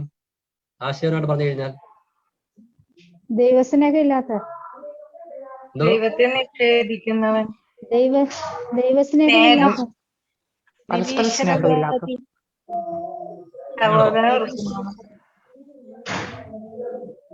പരസ്പരം സ്നേഹിക്കാൻ പറ്റാത്തായിരിക്കും. പരസ്പരം സ്നേഹിക്കാൻ പറ്റാത്തായിരിക്കും. ദൈവത്തെ സ്നേഹിക്കാതെ വളരുന്നവര്. ദൈവത്തെ സ്നേഹിക്കാൻ പരസ്പരം സ്നേഹിക്കണമല്ലോ. ഞാൻ ദൈവത്തെ സ്നേഹിക്കുന്നു എന്ന് പറയുകയും സ്വന്തം സഹോദരനെ സ്നേഹിക്കും. അതായത് ഒരാൾ ദൈവസ്നേഹത്തിലും ദൈവത്തെക്കുറിച്ചുള്ള ജ്ഞാനത്തിലും ഒത്തിരിയേറെ വളരുന്നു, അല്ലെങ്കിൽ ദൈവം അയാളെ ഒത്തിരിയേറെ വളർത്തുന്നു. ആ വളർച്ചയുടെ ഉയർന്ന അവസ്ഥയിൽ നിന്ന് അയാൾ ഒരു മാരകമായ പാപം ചെയ്യുന്നു. ഞാൻ പറയുന്നു, ഇയാളാണ് ഏറ്റവും വലിയ പാപി. നിങ്ങൾ എന്ത് പറയുന്നു?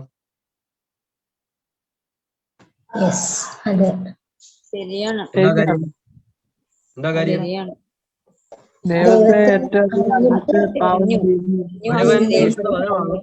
ഒരുവൻ അറിയാതെയാണ് തെറ്റ് ചെയ്യുന്നതെങ്കിൽ അവൻ ലഘുവായേ പീഡിപ്പിക്കപ്പെടുകയുള്ളൂ, ശിക്ഷിക്കപ്പെടുകയുള്ളൂ. എന്നാൽ അറിഞ്ഞതിന് ശേഷമാണ് തെറ്റ് ചെയ്യുന്നതെങ്കിൽ അവൻ കഠിനമായി ശിക്ഷിക്കപ്പെടും. ഹല്ലേലൂയ. ഹല്ലേലൂയ. അങ്ങനെ ശിക്ഷ അപ്പൊ എന്ത് ചെയ്യണം ബ്രദറെ അങ്ങനെ വന്നു കഴിഞ്ഞാല്? പറയട്ടെ, നിങ്ങളെ പറഞ്ഞോട്ടെ. അപ്പൊ അങ്ങനെ ഒരു ആശയം മനസ്സിലേക്ക് കൊണ്ടുവരിക കേട്ടോ. അങ്ങനെ ആശയം മനസ്സിലേക്ക് കൊണ്ടുവരിക. ഏറ്റവും വലിയ പാപിക്ക് ദൈവകരുണയ്ക്ക് ഏറ്റവും വലിയ അവകാശം. അപ്പോ സാധാരണഗതിയില് ഇപ്പം ആരെ മനസ്സിലേക്ക് കൊണ്ടുവരുന്നത് വേണ്ട, കേരളത്തിലെ ഏറ്റവും അറിയപ്പെടുന്ന ധ്യാനഗുരു ഒരു മാരകമായ പാപം ചെയ്തെന്ന് വിചാരിക്കുക. വളരെ നികൃഷ്ടമായ രീതിയിൽ മാരകമായ പാപം ചെയ്തു. അപ്പൊ നിങ്ങൾക്ക് അയാളോട് എന്ത് തോന്നും? ഭയങ്കര സ്നേഹം തോന്നുമായിരിക്കും അല്ലെ? സഹതാപവും സ്നേഹവും. പുറത്ത് പറയണ്ട. ഒരു ബിഷപ്പ് വളരെ ഗൗരവമേറിയ രീതിയിലുള്ള പാപം ചെയ്യുന്നതായിട്ട് നമുക്ക് അറിവ് ലഭിക്കുന്നു. ഒരു സിസ്റ്റർ കത്തോലിക്കാ സഭയെ ചീത്ത പറഞ്ഞുകൊണ്ട് ഒരു ചാനലിൽ വന്നിരിക്കുന്നു. കുറച്ച് വൈദികർ ഔദ്യോഗിക സഭയെ വെല്ലുവിളിക്കുന്ന രീതിയിൽ പോലുള്ള കാര്യങ്ങൾ ചെയ്യുന്നതായി നമുക്ക് അനുഭവപ്പെടുന്നു.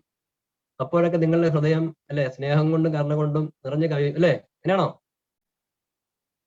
അപ്പൊ അവര് നരകത്തിന് അവരർഹരാകും. എന്നിട്ട് ഇവരെ ഇങ്ങനെ വീട്ടിലിരുന്നു കൊണ്ടും അല്ലെങ്കിൽ ചാനലിൽ കൂടി മത്സരത്തിരുന്നുകൊണ്ടും വിധിച്ച് നമ്മൾ നരകത്തിപ്പോ.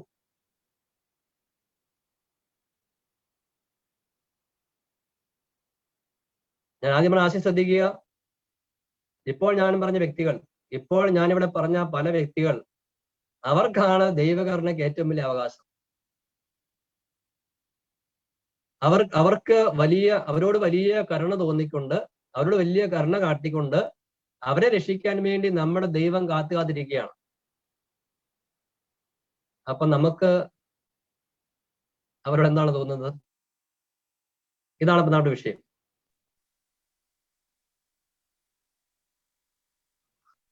യുഗാന്ത്യത്തെ കുറിച്ച് പറയുമ്പോൾ ഈശോ പറഞ്ഞ പ്രധാനപ്പെട്ട ഒരു ആശയം അന്ന് അനേകരുടെ സ്നേഹം തണുത്തു പോകും എന്നാണ്. അങ്ങനെ വായിച്ചിട്ടുണ്ടോ നിങ്ങള്?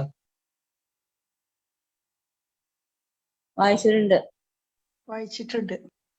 നമ്മൾ ഓർമ്മിക്കണം, ആധ്യാത്മികതയുടെ ഒരു പൂർണ്ണാവസ്ഥയാണ് സ്നേഹം.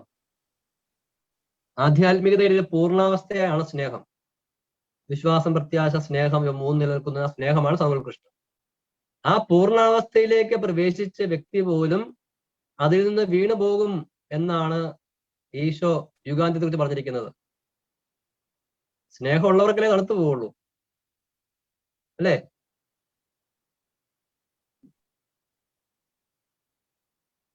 അപ്പോൾ പരിപൂർണതാ തലങ്ങളിലേക്ക് പ്രവേശിച്ച വ്യക്തി രണ്ട് രീതിയിലാണ്. അപ്പൊ ഞാൻ പറഞ്ഞ രണ്ട് രീതിയിലാണ്. ഒന്ന്, പരിപൂർണ തലങ്ങളിലേക്ക്, ഇപ്പൊ വൈദികരാകാം, സന്യസ്തരാകാം, ധ്യാനൂർക്കരാകാം, വലിയ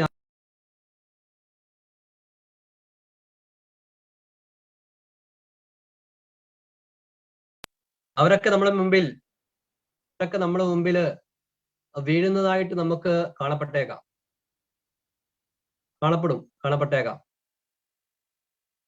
അപ്പൊ ഒന്നാമതായിട്ട് അറിയേണ്ടത്, അവർക്ക് ദൈവകരുണയ്ക്ക് ഏറ്റവും വലിയ അവകാശമുണ്ട്.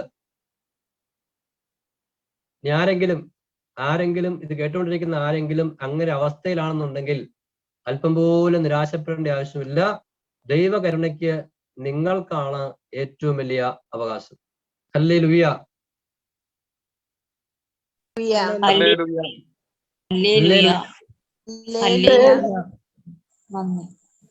വളരെ പ്രധാനപ്പെട്ട ഒരു കാര്യമാണ്. ദൈവകരുണയ്ക്ക് ഇപ്രകാരമുള്ള വ്യക്തികൾക്കാണ് ഏറ്റവും വലിയ അവകാശം.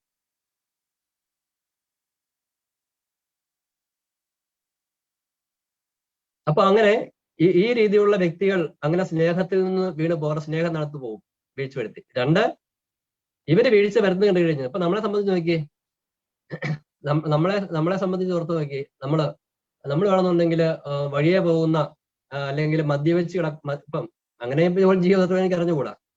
ഒരുപക്ഷെ ധ്യാനം കൂടി കുറച്ചൊക്കെ ഒരു ആത്മീയത ഉണ്ടായി കഴിയുമ്പോൾ കുറച്ച് മാരകമായ പാവം ചെയ്യുന്ന വ്യക്തികൾ നമുക്ക് കുറച്ചൊക്കെ ഒരു കുറച്ചൊക്കെ നമുക്ക് വേണമെന്നുണ്ടെങ്കിൽ ഒരു കരുണ പോലെ തോന്നിയേക്കാം. എന്നാൽ ഒരു ധ്യാനഗുരുവോ അല്ലെങ്കിൽ ആത്മീയതയോ ഒരു ഉയർന്നു നിൽക്കുന്ന വ്യക്തിയൊക്കെ ഒരു വീഴ്ച വരുത്തി നമ്മൾ അറിഞ്ഞു കഴിഞ്ഞാൽ നമുക്ക് അയാളോട് കരുണ കാണിക്കാൻ ഭയങ്കര ബുദ്ധിമുട്ടായിരിക്കും.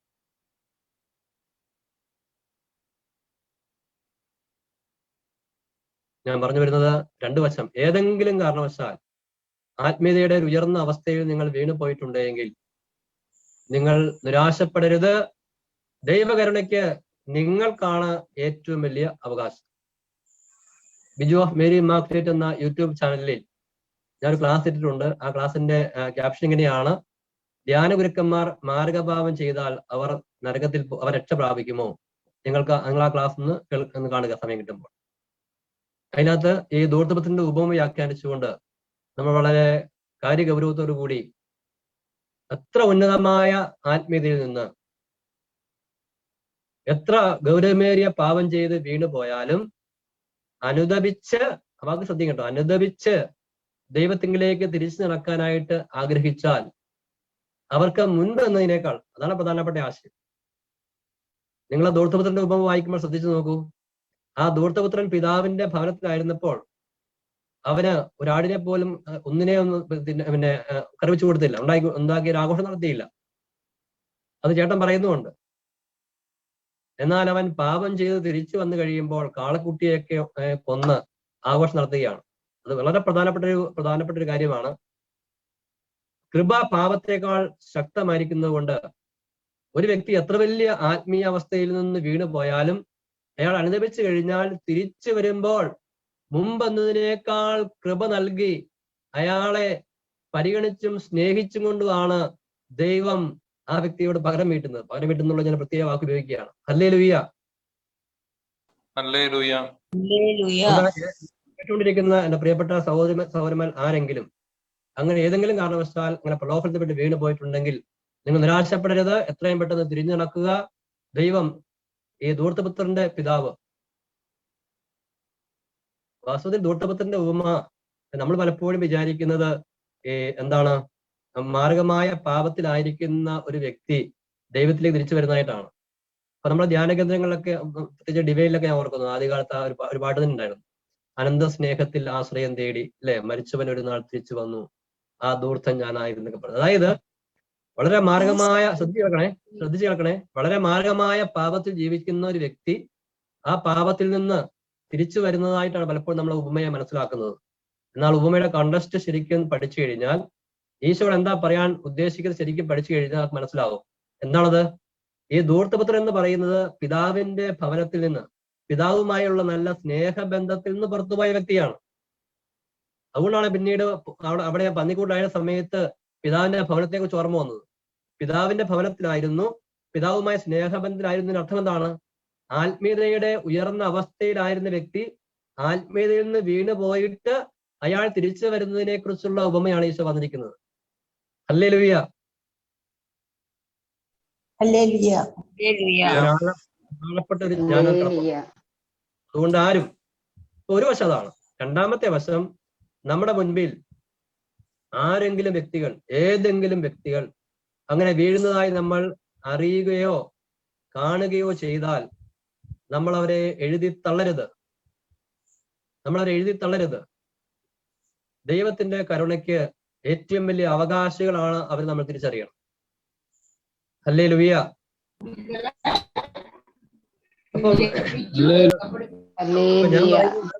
എന്റെ ഒരു ആന്തരികമായ ഒരു അവസ്ഥയിൽ, ഒരു ചിന്തയിൽ, ധ്യാനത്തിൽ ഈ വിമത വൈദികർ എന്നുള്ള വിമതർ എന്ന വാക്ക് ഉപയോഗിക്കുന്നത് പോലും ഒരു സ്നേഹക്കുറവാണെന്നാണ് ചിന്തിക്കുന്നത്. അവർ ചെയ്യുന്നത് പുണ്യമെന്നല്ല ഞാൻ പറയുന്നത്. അവർ ഗൗരവരെ വീഴ്ച വരുത്തുന്നുണ്ടെങ്കിൽ തന്നെയും അങ്ങനെ വിമതർ എന്നൊക്കെ വാക്ക് അവർ കേട്ട് കഴിയുമ്പോൾ നമ്മളെ, പ്രത്യേകിച്ച് നമ്മളത് ഉപയോഗിക്കണം എന്ന് എനിക്ക് തോന്നുന്നത്. നല്ല സമ്പ്രദായക്കാരെന്നൊക്കെ പറഞ്ഞ് നമ്മളിങ്ങനെ, അല്ലെ, നല്ല സമ്പ്രദായക്കാരുടെ ഉപഎന്നൊക്കെ പറയുമ്പോൾ ചീത്ത പുരോഹിതനും ചീത്ത ലേവായനും എന്നൊക്കെ നമ്മളെ മനസ്സിൽ ഇങ്ങനെ, അല്ലെ, അതിന്റെ ആവശ്യമുണ്ടോ? അതുകൊണ്ട് ലേവായനും പിന്നെ പുരോഹിതനും ചീത്ത ചെയ്യാൻ പോകുന്നില്ല. പക്ഷെ ഇങ്ങനെ ചിന്തിക്കുന്ന, അങ്ങനെ മാർക്കിടുന്ന നമ്മളുടെ അകത്ത് അങ്ങനെ ഒരു അപകടം ഉണ്ടാകാൻ സാധ്യതയുണ്ട്. ഇപ്പൊ നമ്മളൊരു സിസ്റ്റർ ചാനൽ ഇരുന്നുകൊണ്ട് കത്തോലിക്ക സഭയിൽ പറയുന്നു, പക്ഷെ ആ സിസ്റ്ററിന് വേണ്ടി ആ സിസ്റ്ററിനും ദൈവകരുണയ്ക്ക് ഏറ്റവും വലിയ അവകാശമുണ്ടെന്ന് തിരിച്ചറിഞ്ഞ് ആ കരുണ ആ സിസ്റ്ററിന് കിട്ടാൻ വേണ്ടിയൊക്കെ എത്ര ഗൗരവം നമ്മൾ പ്രാർത്ഥിക്കുന്നുണ്ട് അല്ലെങ്കിൽ പരിത്യാഗം ചെയ്യുന്നുണ്ട് ധ്യാനിക്കേണ്ടതാണ്.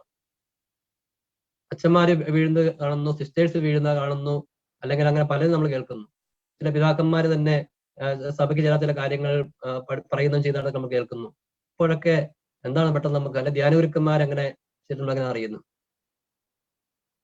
അവരെ ഈ ദൈവ കരുണയിലേക്ക് നയിക്കാൻ തക്ക രീതിയിൽ നമ്മൾ പ്രാർത്ഥിക്കുന്നുണ്ടോ, പരിത്യാഗം ചെയ്യുന്നുണ്ടോ, നല്ല ദൈവിക ജ്ഞാനം അവർക്ക് ആവശ്യമുള്ള രീതിയിൽ അവർ കൊടുക്കാൻ ശ്രമിക്കുന്നുണ്ടോ?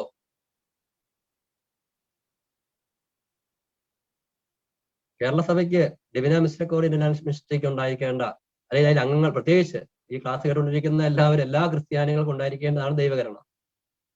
ഞാനിത് ഈ മിനിസ്റ്ററി പാനലായിരിക്കും ഞാൻ പറഞ്ഞ മാത്രമേ ഉള്ളൂ. പ്രത്യേകിച്ച് ഡിവിന മിസ്റ്റേക്കോറി മിനിസ്ട്രിക്ക് ഉള്ള ഒരു വലിയ ദൗത്യം ഇതാണ് എന്ന് ഞാൻ കരുതുന്നു. കാരണം ദൈവകരുണയെ ഒരു പ്രത്യേകമായ പേര് സ്വീകരിച്ചുകൊണ്ട് ഇങ്ങനെ ഒരു ശുശ്രൂഷ ചെയ്യുന്ന വ്യക്തികളുടെ നിലയിൽ പക്ഷേ മറ്റെല്ലാവരേക്കാൾ ഉപരിയായി ഈ ഒരു രീതിയിൽ ഒന്ന് ദൈവകരുണ ഇതുപോലെ ശരണപ്പെടാനുള്ള ഒരു വലിയ ഒരു കൃപ, രണ്ട് എത്ര വലിയ പാപികളുള്ളൂ. ഇവിടെ ഞാൻ വലിയ പാപികൾ ഉദ്ദേശിക്കുന്നത് സഭയ്ക്കകത്ത് പ്രത്യേകിച്ച് ദൈവത്തെ അറിഞ്ഞ വ്യക്തികൾ വീണ് പോകുന്നതിനെ കുറിച്ചാണ്. ഒരുപക്ഷെ നിങ്ങൾ അത്ര ശ്രദ്ധിച്ചിട്ടില്ലാത്ത ഒരു വചനം ഞാൻ നിങ്ങളെ ശ്രദ്ധപ്പെടുത്തുകയാണ്. ദാനിയേലിന്റെ പുസ്തകം 11-ാം അധ്യായം 35-ാമത്തെ വചനം ആരെങ്കിലും വായിക്കാവോ? ദാനിയേൽ 11:35.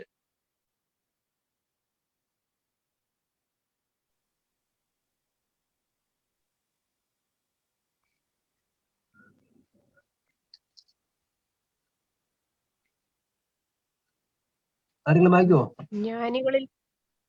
ജ്ഞാനികളിൽ ചിലർ വീഴും, ജനത്തെ അവസാന ദിവസത്തേക്ക് ശുദ്ധീകരിക്കാനും നിർമ്മലരാക്കി വെണ്മയുറ്റവരാക്കാനും വേണ്ടിയായിരിക്കും അത്. അന്തിമ ദിനം വരാനിരിക്കുന്നതേ ഉള്ളൂ. അതിന്റെ തലക്കെട്ട്, അതിന്റെ ആ ചാപ്റ്റർ തലക്കെട്ട് എന്താണ്?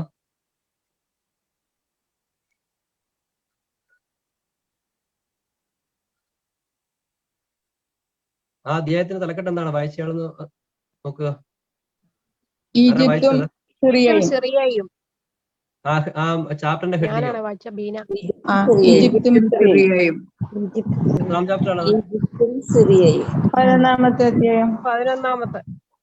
ഓക്കെ. അതിന്റെ അടുത്ത അധ്യായത്തിന്റെ ഹെഡിങ് യുഗാന്തം എന്നാണോ? 12.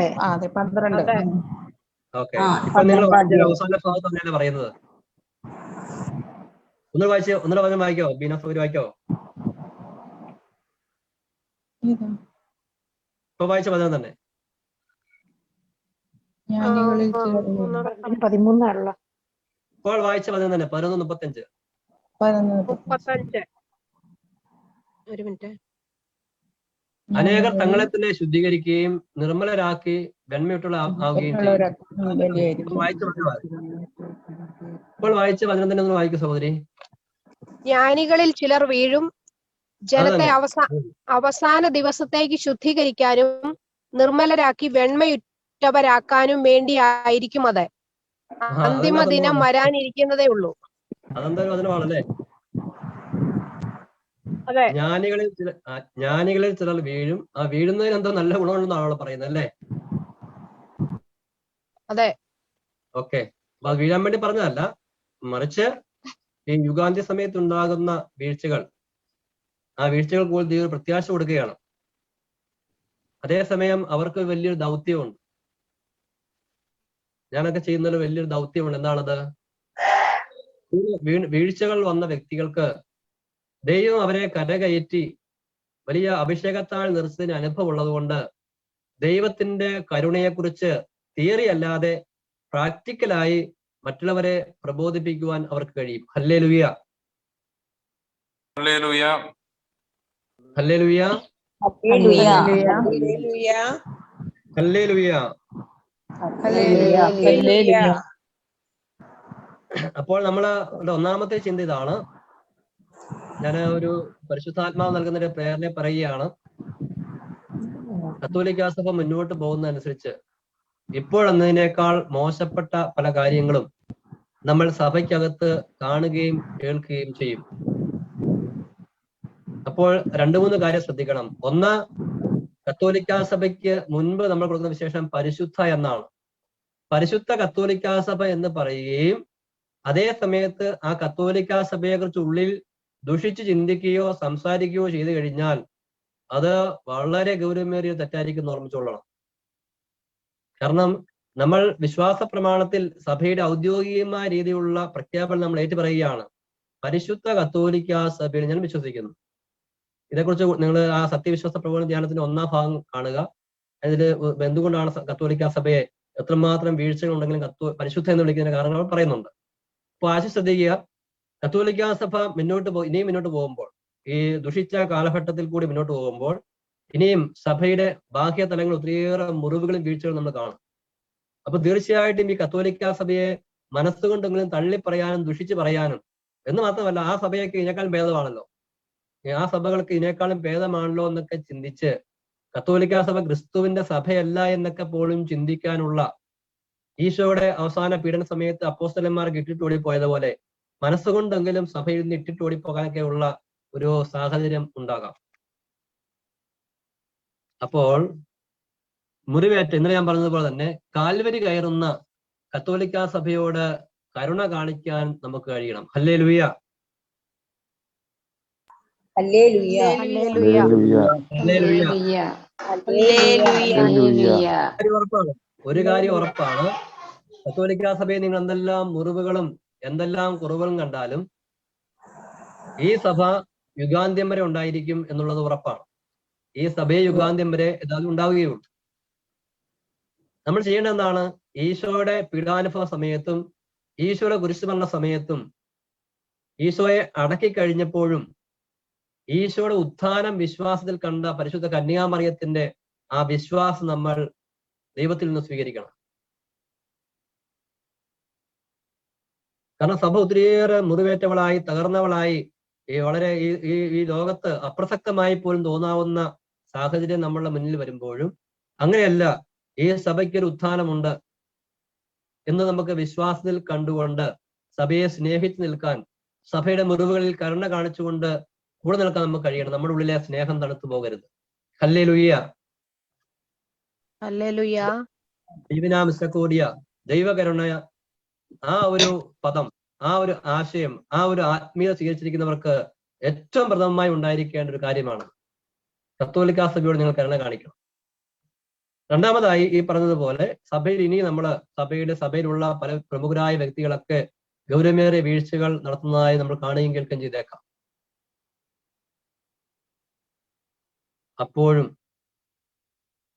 അപ്പോഴും നമ്മൾ അവരെ വിധിച്ചു തള്ളാതെ ദൈവത്തിന്റെ കരുണയ്ക്ക് ഏറ്റവും വലിയ അവകാശികളായി അവരെ കണ്ടുകൊണ്ട് ദൈവത്തിന്റെ കരുണ അവരെ സ്പർശിക്കാൻ വേണ്ടിയും കൃപ അവരെ നിറയാൻ വേണ്ടിയും അവർ വീണ്ടെടുക്കാൻ പെടാൻ വേണ്ടിയും നമുക്ക് എന്തൊക്കെ ചെയ്യാൻ പറ്റുമോ അത് ചെയ്യുക. അവരെ കുറ്റം പറഞ്ഞ് വിധിച്ച് നമ്മൾ അവരെ രക്ഷയ്ക്ക് വേണ്ടി ഒന്നും ചെയ്യാതിരിക്കുകയും നമ്മളെ തന്നെ നശിപ്പിക്കുകയും ചെയ്യുന്ന അവസ്ഥയിൽ നമ്മൾ പിൻവാങ്ങണം. ഹല്ലേലൂയ, ഹല്ലേലൂയ. പരിശുദ്ധ പരമ ദിവ്യകാരുണ്യ യേശുവിക്ക് ആരാധനയും സ്തുതിയും പുകഴ്ചയും ഉണ്ടായിരിക്കട്ടെ. മറ്റൊരു പ്രധാനപ്പെട്ട കാര്യം, രണ്ടാമതൊരു ചിന്ത പറയാനുള്ളത്, ഇപ്പൊ നമുക്കറിയാം നമ്മളെ കേരളത്തിലൊക്കെ മറ്റ് മതത്തിൽ നിന്നൊക്കെ നമുക്ക് ഗൗരവമേറിയ പല രീതിയിലുള്ള പ്രലോഭനങ്ങളും പീഡനങ്ങളൊക്കെ ഉണ്ടാകുന്ന ഒരു കാലഘട്ടമാണ്. ഒരു കാര്യം നമ്മൾ ചെയ്യാതിരുന്നാൽ മതിയായിരുന്നു. ഞാനെപ്പോഴും കേട്ടൊരു കാര്യമാണ്, ഏതോ പത്തനംതിട്ട ഭാഗത്തെങ്ങാണ്ട് എന്ന് ഒരു പെന്തക്കോസ്ത പാസ്റ്റർ പ്രസംഗിച്ചത് ശബരിമലയിലെ അയ്യപ്പന്റെ ഇരിപ്പിനെ കുറിച്ചാണ് പ്രസംഗിച്ചത്. ആ ഇരിപ്പിനെ കളിയാക്കിക്കൊണ്ട് പ്രസംഗിച്ചു. എന്നിട്ട് നമ്മളെ ക്രിസ്ത്യാനികളെ ദൈവത്തിന്റെ കുരിശിലെ കിടപ്പ് വളരെ രാജകീയമാണെന്ന രീതിയിൽ എന്താ പ്രസംഗിച്ചു. അത് പ്രസംഗിച്ചതിനേക്കാൾ ഉപരി ശബരിമല അയ്യപ്പന്റെ ഇരിപ്പ് വളരെ മോശമാണെന്ന രീതി എന്താ പ്രസംഗിച്ചു. ആ പ്രസംഗം കഴിഞ്ഞിറങ്ങിയ സമയത്ത് ഉടനെ അവിടെ ഉണ്ടായിരുന്ന ഈ ഹൈന്ദവ ബന്ധപ്പെട്ട വ്യക്തികളായിരിക്കും ഈ പാസ്റ്ററുകൾ എടുത്തിട്ട് ഇടിച്ചു ഉടൻ തന്നെ ഈ പാസ്റ്ററിന്റെ സഭയിലുള്ള മറ്റു ചില അംഗങ്ങള് ഉപവാസ പ്രാർത്ഥന പ്രഖ്യാപിച്ചു. എന്താ പ്രഖ്യാപിച്ചെന്ന് അറിയാമോ? മതപീഡനം ആരംഭിച്ചിരിക്കുന്നു, നമുക്ക് ഉപവാസ പ്രാർത്ഥന നടത്തും. അതിനെ മതപീഡനം എന്നൊന്നും പറയാൻ പറ്റിയെന്ന് എനിക്ക് തോന്നുന്നു. തോന്നിയാസം കാണിച്ച് അടിമേടിച്ചതാണ് എന്ന് പറഞ്ഞതുപോലെ തന്നെ നമ്മള് വിവേകമില്ലായ്മ കൊണ്ടും സ്നേഹവിരുദ്ധമായി നമ്മൾ പെരുമാറിക്കൊണ്ട് നമ്മളൊരു മതപീഡനത്തിലേക്ക് നമ്മൾ പോകരുത്. നേരെ മറിച്ച് നമ്മൾ സത്യവിശ്വാസം ജീവിക്കുകയും പ്രഘോഷിക്കുകയും ചെയ്യാൻ പോകുന്നതിന്റെ അങ്ങനെ ചെയ്യുമ്പോൾ അതിന്റെ ഭാഗമായിട്ടുണ്ടാകുന്ന മതപീഡനം. ഇപ്പൊ എന്തായാലും പറഞ്ഞു വരുന്നത് ചില മതവിശ്വാസികളിൽ നിന്നൊക്കെ, ഒരുപക്ഷെ കേരളത്തിൽ ഒരു കൂട്ടരാണെങ്കിൽ കേരളത്തിന് വെളിയിൽ മറ്റൊരു കൂട്ടരാകാം, അങ്ങനെ നമ്മളുടെ കത്തോലിക്ക ക്രിസ്ത്യ വിശ്വാസത്തിനെതിരെ പ്രവർത്തിക്കുന്നു. ഇവിടെ നമ്മളുടെ ദൈവകരുണ ആക്റ്റീവ് ആയിരിക്കണം. അത് പറയാണ് ഞാൻ പറഞ്ഞു വരുന്നത്. രണ്ടാമത്തെ ആശയം ഇതാണ്. ഒരുപക്ഷെ മറ്റുള്ളവരെക്കാൾ കുറഞ്ഞ പാപികളാണ്. നമ്മൾ ആദ്യം കണ്ട ഗ്രേഡിനെ കുറച്ചുകൂടെ താഴ്ന്ന ഗ്രേഡാണിത്. കാരണം ഇവർ ദൈവത്തെ അറിയാത്തവരാണ്. ദൈവത്തെ അറിഞ്ഞു എന്ന് വിചാരിക്കുമ്പോൾ പോലും ദൈവത്തെക്കുറിച്ച് അറിവില്ലാത്തവരാണ് ഇവർ. അപ്പോൾ ഇവർ ഇങ്ങനെ ദൈവത്തെ ഉദാഹരണത്തിന് യേശു ക്രിസ്തുവിനെ കുറിച്ച് വളരെ മോശമായിട്ട് സംസാരിക്കുന്നു. നമുക്ക് ആകെ പെരുവിരലെ ഇങ്ങനെ രോഷം ഉണർന്നു കയറുകയാണ്. ഞാൻ ഓർക്കുന്നൊരു സംഭവം, പറഞ്ഞു കേട്ട സംഭവമാണ്. വർഷങ്ങൾക്ക് മുമ്പ് എറണാകുളത്ത് നിന്നൊരു സഹോദരി ഒരു വാർത്ത കേട്ടു ചെന്നൈയിൽ പോകാനിടയായി. വാർത്ത എങ്ങനെയാണ്? ചെന്നൈയിൽ ഒരു വീട്ടിൽ പരിശുദ്ധ കന്യകാമറിയം പ്രത്യക്ഷപ്പെടുന്നു. അപ്പൊ ഈ സഹോദരി ചെന്നൈക്ക് പോകാനുള്ള കാരണം അവിടെ പോയി കന്യകാമറിയത്തെ കാണാൻ വേണ്ടിയാണ്. കന്യകാമറിയത്തെ കാണാൻ വേണ്ടി ചെന്നൈ പോകണോ വേണ്ടെന്നുള്ളത് രണ്ടാമത്തെ കാര്യം. എന്തായാലും സഹോദരി അവിടെ ചെന്നു കഴിഞ്ഞ സമയത്ത് മാതാവ് പ്രത്യക്ഷപ്പെട്ടു അത്രേ. അപ്പോ ഈ സഹോദരി മാതാവിനോട് ചോദിച്ചു, പരിശുദ്ധി അമ്മേ, ഈ പെന്തക്കോസ്ത് സഹോദരന്മാരൊക്കെ അത്രയും മോശമായിട്ടാണ് അമ്മയെ കുറിച്ച് സംസാരിക്കുന്നത്. എന്നിട്ട് അവരുടെ കുറിച്ച് കുറ്റം പറഞ്ഞു. ഉടനെ പരിശുദ്ധി അമ്മ ആ സ്ത്രീയോട് ഇങ്ങനെ പറഞ്ഞു അത്രേ, എന്നെക്കുറിച്ച് കുറ്റം പറയാൻ അവർക്കുള്ളതിന്റെ 1/4 ആവേശം പോലും എന്നെക്കുറിച്ച് നല്ലത് പറയാൻ നിങ്ങൾക്കില്ലല്ലോ. നീ പോയി നിന്റെ കാര്യം നോക്കടി എന്നതിന്റെ അർത്ഥം. അപ്പോ നമ്മളുടെ ക്രിസ്തുവിനെതിരെ, ക്രൈസ്തവ വിശ്വാസത്തിനെതിരെ മറ്റുള്ളവർ മോശമായി സംസാരിക്കുകയും പ്രവർത്തിക്കുകയും ചെയ്യുമ്പോൾ തീർച്ചയായിട്ടും നമ്മളുടെ ഹൃദയം വേദനിക്കേണ്ടതാണ്. ഹൃദയം വെറുപ്പിൽ വളരുകയല്ല ചെയ്യേണ്ടത്, വിദ്വേഷം വളരുകയല്ല ചെയ്യേണ്ടത്, വേദന ഉണ്ടാകേണ്ടതാണ്. 2 കാരണങ്ങൾ കൊണ്ട്. ഒന്ന്, നമ്മളുടെ എല്ലാമായ ഈശോയെ അവർ മുറിവേൽപ്പിക്കുന്നു. 2, ഇപ്രകാരം ചെയ്തുകൊണ്ട് അവർ തങ്ങളുടെ ആത്മാവിനെ നശിപ്പിച്ച് നരകത്തിലേക്ക് നീങ്ങുന്നു. ഈ 2 കാര്യങ്ങളും നമ്മളിൽ ഉണ്ടാകാതെ നമ്മളിൽ നിന്നുണ്ടാകുന്ന പ്രതികരണങ്ങൾ തീർച്ചയായിട്ടും ദൈവഹിതമല്ല, അത് സഭയ്ക്ക് ഗുണകരമാവുകയില്ല, അത് മറ്റുള്ളവർക്ക് എന്തെങ്കിലും നന്മയ്ക്കും കാരണമായി തീരുകയില്ല. ഹല്ലേലൂയ.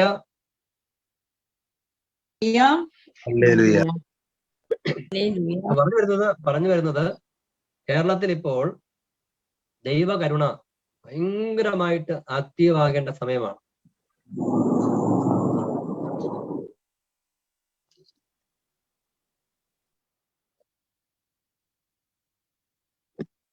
ദൈവകരുണ ഭയങ്കരമായിട്ട് ആക്റ്റീവ് ആകേണ്ട സമയമാണ്. കാരണം ഈ പറഞ്ഞതുപോലെ നമ്മൾ ഒത്തിരിയേറെ വാർത്തകൾ കേൾക്കുന്നു. എല്ലാം ഒന്നും ഒരു പക്ഷേ സത്യമല്ലെങ്കിൽ കൂടിയും കത്തോലിക്കാ സഭയ്ക്ക് അല്ലെ ക്രൈസ്തവ വിശ്വാസത്തിനെതിരെ ചില മതസ്ഥരുടെ ചില ഭാഗങ്ങളിൽ നിന്നൊക്കെ ഗൗരവമേറിയ രീതിയിലുള്ള നമുക്ക് സഭയ്ക്കെതിരെയുള്ള ആക്രമണം നടക്കുന്നതായിട്ട് നമ്മൾ അറിയുന്നുണ്ട്.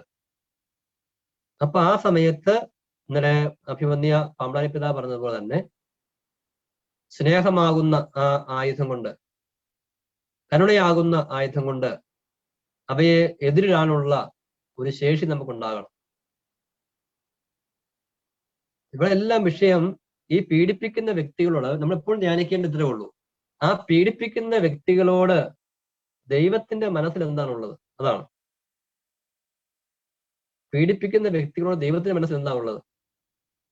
ഞാൻ സംഭവം ഓർമ്മിക്കുകയാണ്, പേരെടുത്ത് പറയുന്നില്ല. അറിയപ്പെടുന്ന ഒരു ശുശ്രൂഷക, വചന ശുശ്രൂഷക. ആ ശുശ്രൂഷക ഒരിക്കൽ തന്റെ ഒരു അനുഭവം പങ്കുവെച്ച് ഒരു ലേഖനമായിട്ട് എഴുതിയിട്ട് മനസ്സിലേക്ക് വരികയാണ്. അതായത് അവര് വീട്ടിലായിരിക്കുന്ന സമയത്ത് അവരുടെ മോന് TV ഓൺ ചെയ്ത് വെച്ചിരിക്കുന്നു. അപ്പൊ TV-യിൽ ഒരു ന്യൂസ് കാണിക്കുകയാണ്. ആ ന്യൂസ് ഇതാണ്, ന്യൂസ് ഇതാണ്, സ്വന്തം അമ്മയെ തലക്കടിച്ചു കൊന്ന ഒരു മകനെ പോലീസ് അറസ്റ്റ് ചെയ്ത് കൊണ്ടുപോകും. അപ്പം ഇത് കണ്ട് നിന്ന ജനങ്ങളെല്ലാം ആരവം മുഴക്കി അവനെതിരെ ചീത്ത പറയുന്നു, ഭയങ്കരമായിട്ട് ദുഷിച്ച് പറയുന്നു. ഇത് കണ്ടുകൊണ്ട് ഈ വചന ശുശ്രൂഷയുടെ മകനും ആ ടിവിയിലേക്ക് നോക്കി അങ്ങനെ ദുഷിച്ച് പറയുകയാണ്.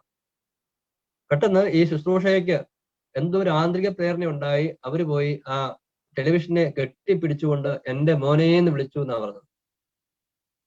അതായത് പരിശുദ്ധാത്മാവ് ഒരു നിവേശനം കൊടുക്കുകയാണ്. എല്ലാവരും വെറുക്കുന്ന, അമ്മയെ കൊന്നതിന്റെ പേര് എല്ലാവരും വെറുത്ത് തള്ളിക്കളഞ്ഞ ആ മകനോട് ദൈവത്തിന്റെ ഹൃദയഭാവം ഈ ശുശ്രൂഷയ്ക്ക് നൽകുകയായിരുന്നു.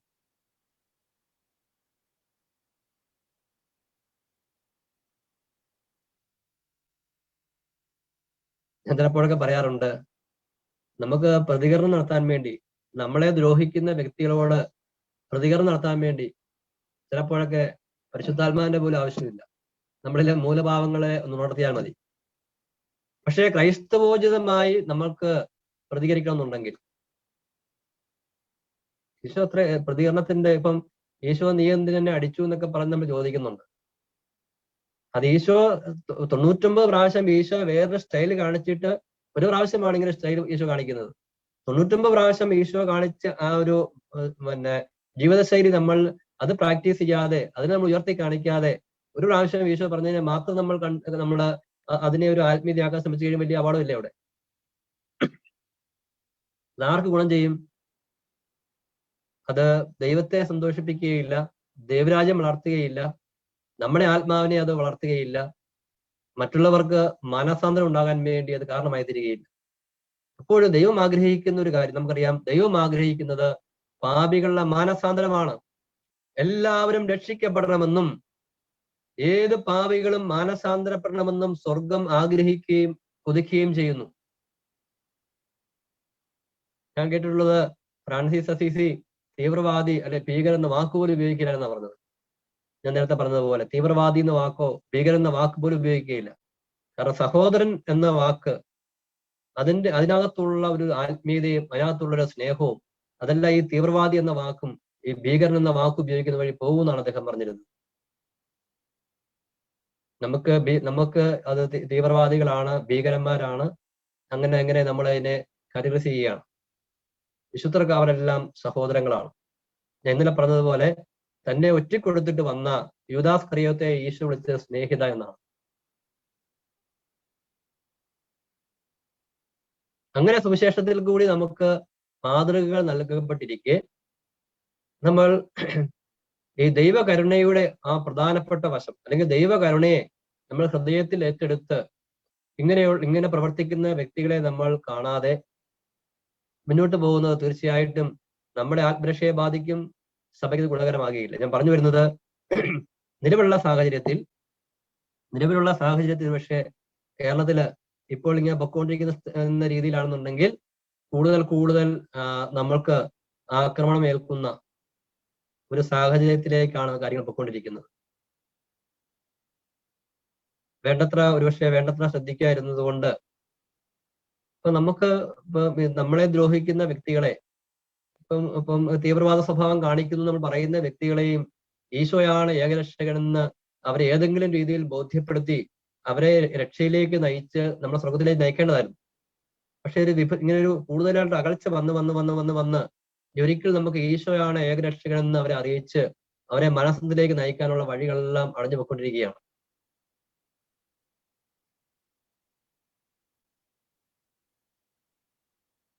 അങ്ങനെ ഈ ഒരു ഇപ്പോഴത്തെ പോക്ക് ദൈവം പ്രത്യേകമായിട്ട് ഇടപെട്ടില്ലെങ്കിൽ ഈ വിഭജനം വർദ്ധിച്ച് നമുക്ക് കൂടുതൽ നമ്മൾ അപകടത്തിലേക്ക് എന്ന് പറഞ്ഞു കഴിഞ്ഞാൽ നമുക്ക് ആക്രമണം ഉണ്ടാകാവുന്ന, ഞാൻ നേരത്തെ പറഞ്ഞതുപോലെ നമ്മൾ സത്യവിശ്വാസം ജീവിക്കുകയും പഠിപ്പിക്കുകയും സ്നേഹത്തിൽ സത്യം പറയുകയും ചെയ്തിട്ടാണ് നമുക്ക് മതപീഡനം ഉണ്ടാകുന്നുണ്ടെങ്കിൽ അത് സഭയിലെ വളർച്ചയായിരുന്നു. ആദിമസഭ നമുക്കറിയാം, സഭയിലൊക്കെ ആദിമസഭയൊക്കെ വളർന്നത് ഒരുപക്ഷെ ആദിമസഭയിൽ പീഡനമുണ്ടായ സമയത്ത് നമ്മൾ അവർക്കെതിരെ ഇങ്ങനെ ഒരു പ്രതികരണത്തിന്റെ ശൈലി മാത്രമായിരുന്നു സ്വീകരിച്ചിരുന്നതെങ്കിൽ സഭ തന്നെ കാണുകയില്ലായിരുന്നു. നേരെ മറിച്ച് സത്യവിശ്വാസം ജീവിക്കുകയും പ്രഘോഷിക്കുകയും അതോടൊപ്പം മതപീഡനം സ്വീകരിക്കുകയും ചെയ്തുകൊണ്ടാണ് സഭ വളർന്നു വന്നത് തന്നെ.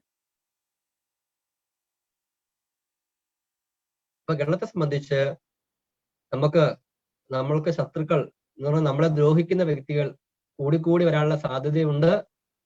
അപ്പോൾ യൂട്യൂബ് തുറന്നു നോക്കിയും ഫേസ്ബുക്കിലെ പോസ്റ്റ് വായിച്ചും ഫേസ്ബുക്കിലെ വീഡിയോ കണ്ടും പോസ്റ്റ് കണ്ടും പലരും പറയുന്നത് കേട്ടും നമ്മൾ അവരെ ഇങ്ങനെ മനസ്സിൽ വിധിക്കാൻ തുടങ്ങി കഴിഞ്ഞാൽ നമ്മളുടെ ഉള്ളിലെ കരുണ സ്നേഹം പതുക്കെ പതുക്കെ തണുത്ത് പോയി നമ്മളെ ആത്മരക്ഷ നഷ്ടമാവും.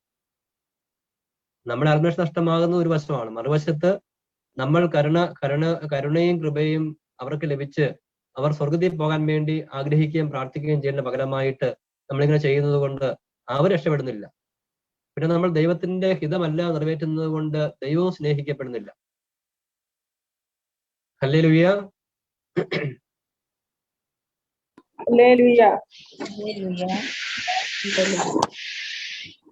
ഒരു സംഭവം കൂടി പെട്ടെന്ന് മനസ്സിലേക്ക് വരുന്നത് നല്ല സംഭവമാണ്. എന്റെ ഒരു സ്നേഹിതൻ,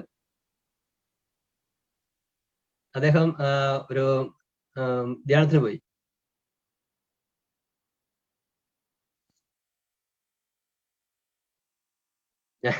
അപ്പൊ സ്നേഹിതൻ ഇപ്പൊ ഞാൻ അങ്ങനെ പറഞ്ഞിട്ട് എനിക്കൊരു ഉള്ളിൽ സന്തോഷം തോന്നിയ കാര്യം, ഇപ്പൊ അദ്ദേഹം എന്നോട് കോണ്ടാക്ട് ചെയ്യുന്നില്ല.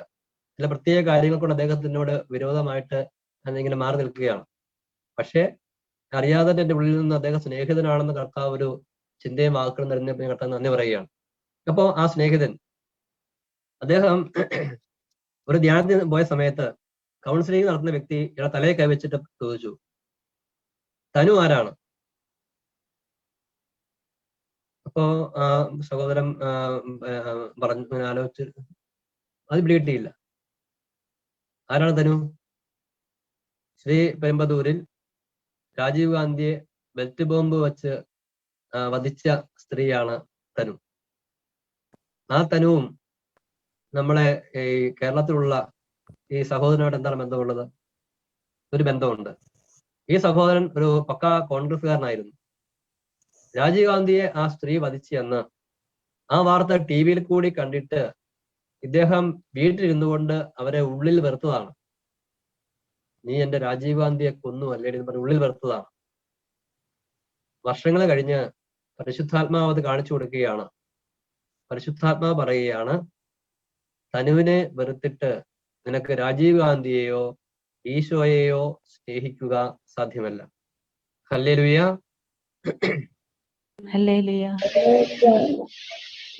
അപ്പൊ നമ്മളിങ്ങനെ ദിവസങ്ങളിലൊക്കെ നമ്മുടെ പമ്പാലി പിതാവ് പറഞ്ഞ പോലെ തന്നെ ചിലരുടെ സഭയ്ക്കെതിരെയുള്ള നിലപാട് കണ്ടു കഴിഞ്ഞ് നമുക്ക് നല്ല, കാരണം നമ്മൾ യൂട്യൂബിൽ കാണുകയാണല്ലോ, ഈശോയെ ചീത്ത പറയുന്നു, നമ്മുടെ സത്യവിശ്വാസത്തെ ദുഷിച്ച് പറയുന്നു. അപ്പൊ നമ്മുടെ ഉള്ളിന്റെ ഉള്ളിൽ ഇങ്ങനെ ഒരു സ്പിരിറ്റും കയറുകയാണ്. നമ്മൾ വിചാരിക്കുകയാണ് നമ്മളിപ്പോ ഒരു അപ്പോളജറ്റിക് ആയി വിചാരിക്കുകയാണ്.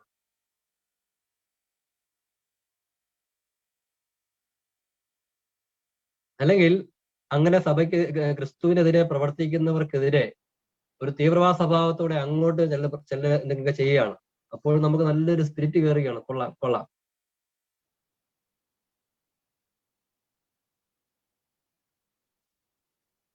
ഇവിടൊക്കെ ഞാൻ വീണ്ടും ആവർത്തിക്കുന്നു, പ്രതികരണം വേണ്ടാന്ന് ഞാൻ പറഞ്ഞിട്ടില്ല. ചില പ്രതികരണങ്ങൾ ആവശ്യമുണ്ട്. പ്രതികരണം എന്തിനു വേണ്ടിയാണ് പ്രതികരണങ്ങൾ വേണ്ടത്?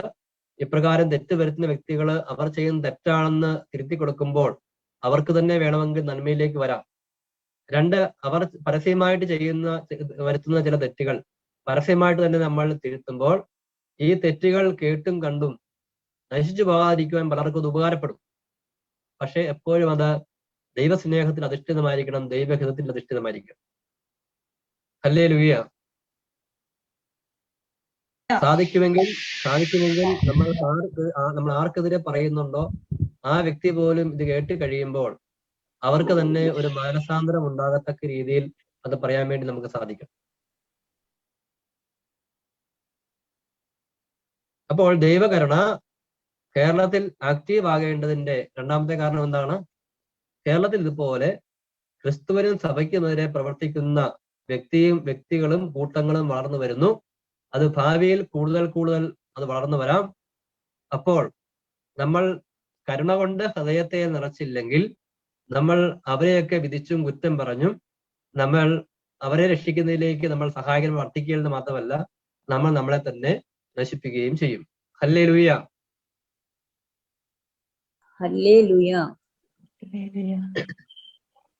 മൂന്നാമത്തെ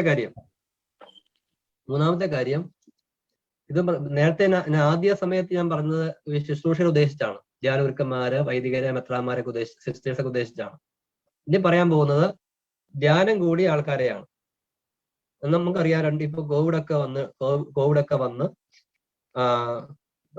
ധ്യാനങ്ങളിൽ പങ്കെടുക്കാൻ വേണ്ടിയോ കൂദാശകളൊക്കെ ശരിക്കും പങ്കെടുക്കാൻ വേണ്ടിയോ ഒന്നും സാഹചര്യമില്ലാത്ത ഒരു പ്രത്യേക അവസ്ഥയാണ്.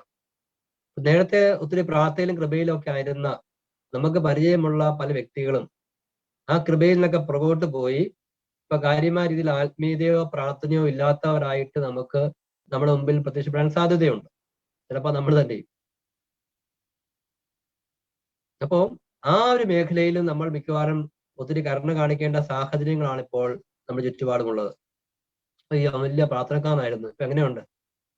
എപ്പോഴും എന്താ പ്രാർത്ഥനയായിരുന്നു, എന്തോ കയ്യിൽ ബൈബിൾ താഴെ വെക്കുക, കൊന്ത താഴെ വെക്കലായിരുന്നു. വായി എപ്പോഴും അതിനെ മാത്രമേ വരുള്ളായിരുന്നു. ഇപ്പൊ എങ്ങനെയുണ്ട്?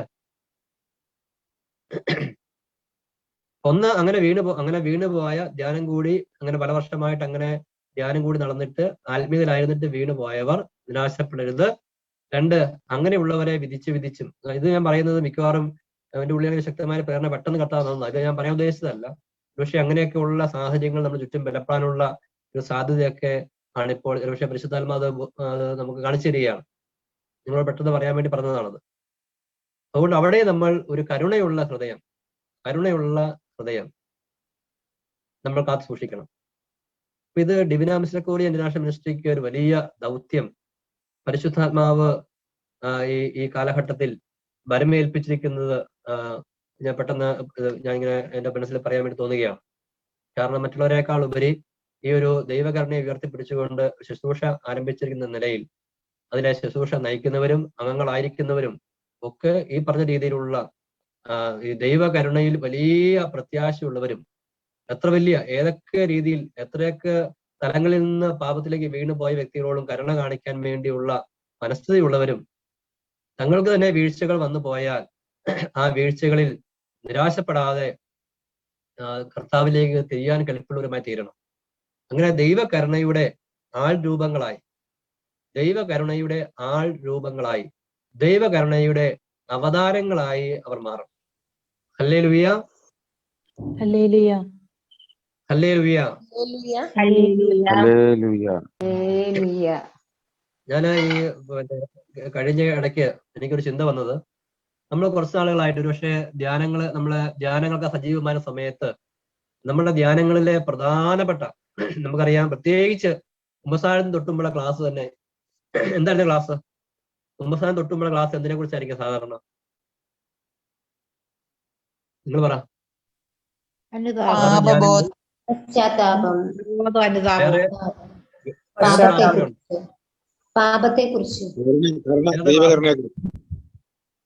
ദൈവകരുണയെ കുറിച്ചല്ല, ക്ഷമിക്കുന്ന സ്നേഹം.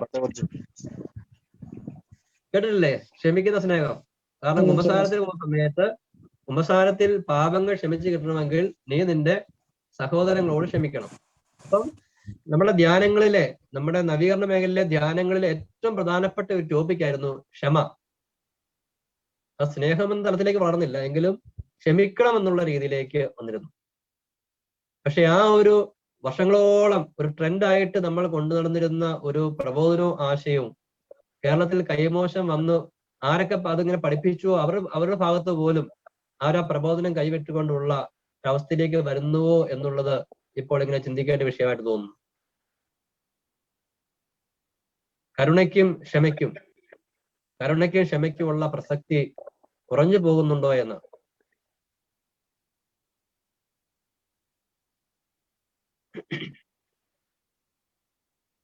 കഴിഞ്ഞ ദിവസം നമ്മള് അച്ഛൻ ക്ലാസ് സമയത്ത്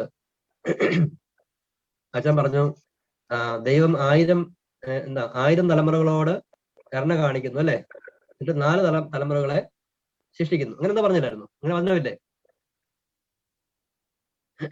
ഓക്കെ, അപ്പൊ ഒരു അനുപാതമാണ് കരുണയും നീതിയും നമ്മളൊരു അനുപാതം കാണിക്കുകയാണ്. കരുണ ഇത്ര വലിയ കരുണ കാണിക്കുകയും അതേസമയം നീതിയോടെയുള്ള പ്രവർത്തികൾ അത് കരുണയ്ക്ക് വളരെ താഴെയാണെന്നൊരു സൂചന ആ വചനത്തിൽ കൂടി നമ്മൾ ശ്രദ്ധിച്ചു കാണും.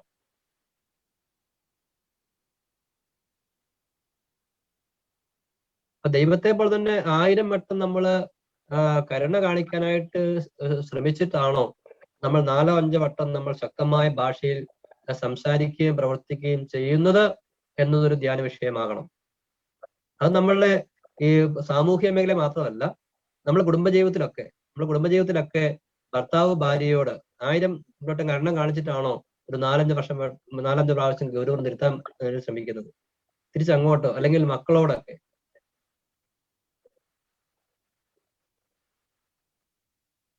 ഹല്ലേലൂയ, ഹല്ലേലൂയ, ഹല്ലേലൂയ. പരിശുദ്ധ പരമ ദിവ്യകാരുണ്യ ഈശോയ്ക്ക്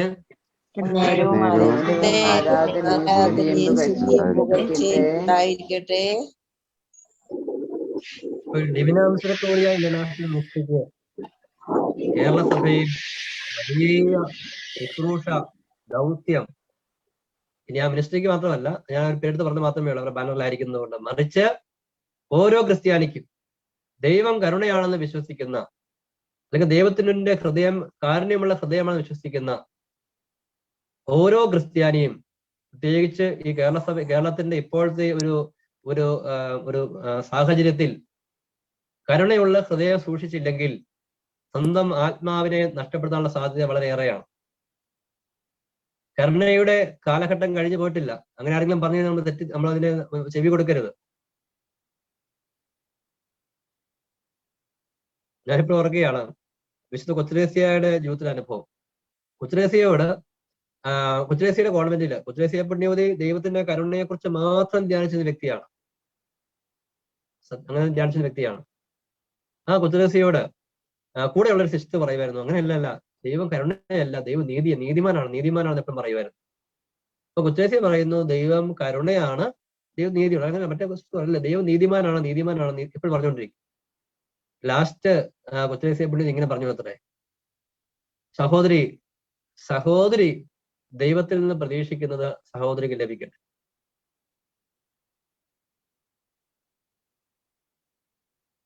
അപ്പൊ ദൈവത്തെക്കുറിച്ച് കരുണയില്ലാത്ത ഭയങ്കര നീതിമാനായിരിക്കുന്ന ഒരു വ്യക്തിയായിട്ടാണ് നമ്മൾ അവതരിപ്പിക്കുന്നതെങ്കിൽ അവതരിപ്പിക്കുന്ന വ്യക്തിക്ക് തന്നെ കരുണ ലഭിക്കാതെ പോകും.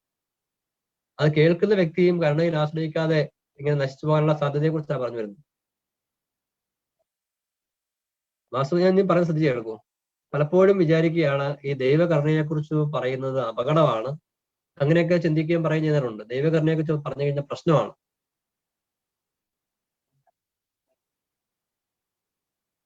ഒന്ന്, ദൈവം കരുണയാണെന്നുള്ള സത്യമല്ലേ ഇങ്ങനെ പറയാതിരിക്കും. അത് ദൈവം കരുണയാണെന്നുള്ളത് സത്യമായിരിക്കെ അതെങ്ങനെ പറയാതിരിക്കും? 2, എവിടെയൊക്കെ പാപവും ദ്രോഹവും വർദ്ധിച്ചതായി കാണപ്പെടുന്നുണ്ടോ, എവിടെയൊക്കെ വലിയ നിരാശ, ആളുകൾ വീഴ്ച വന്നിട്ട് നിരാശയിൽപ്പെട്ട് ദൈവത്തെ തെറ്റിദ്ധരിച്ച് ഇങ്ങനെ പോകുന്നുണ്ടോ, അവിടെ കരുണയെക്കുറിച്ച് പറഞ്ഞില്ലെങ്കിൽ അവിടെ ഇങ്ങനെ തിരിച്ചു വരും. എന്റെ ഒരു ഗൗരവമേറിയൊരു കാര്യം എനിക്ക് തന്നെ എന്റെ മനസാക്ഷിയിൽ പരിശുദ്ധാത്മ തോന്നിപ്പിച്ച സത്യമാണ്. അതായത് ഒരു വ്യക്തിക്ക് എന്നോട് അഗാധമായ സ്നേഹമാണെന്ന് എനിക്ക് ബോധ്യമായി കഴിഞ്ഞാൽ ഞാൻ ആ വ്യക്തിയെ ദ്രോഹിക്കാൻ തയ്യാറാവുകയില്ല, പരമാവധി ദ്രോഹിക്കാതിരിക്കും. അതുകൊണ്ട് എന്റെ ദൈവം സ്നേഹമാണെന്ന് കരുണയാണെന്ന് ഒരാൾക്ക് കൂടുതൽ ബോധ്യമാകുന്ന അനുസരിച്ച് ആ വ്യക്തി പാപം കൂടുതൽ ചെയ്യുകയല്ല ചെയ്യുന്നത്, മറിച്ച് പരമാവധി പാപങ്ങൾ ഒഴിവാക്കുകയാണ് ചെയ്യുന്നത്. ഏറ്റവും വലിയ തെളിവാണ് വിശുദ്ധ പൗസ്റ്റീന.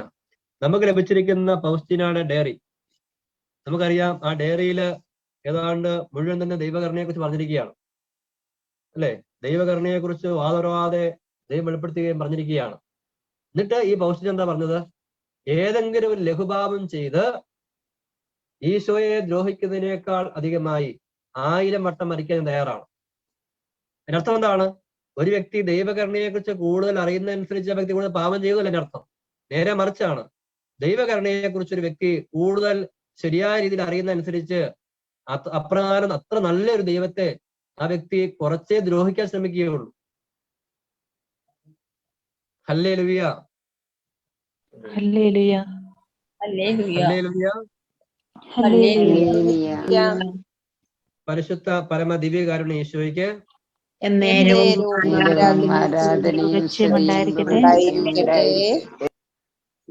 മുമ്പ് ഞാൻ പറഞ്ഞൊരു വിഷയം, അതായത് ഞാൻ മുമ്പ് പറഞ്ഞിരുന്നു ദൈവകരുണയും ദൈവത്തിനും രണ്ടാണെന്ന് പറയാൻ ശ്രദ്ധിച്ചു കേൾക്കണേ.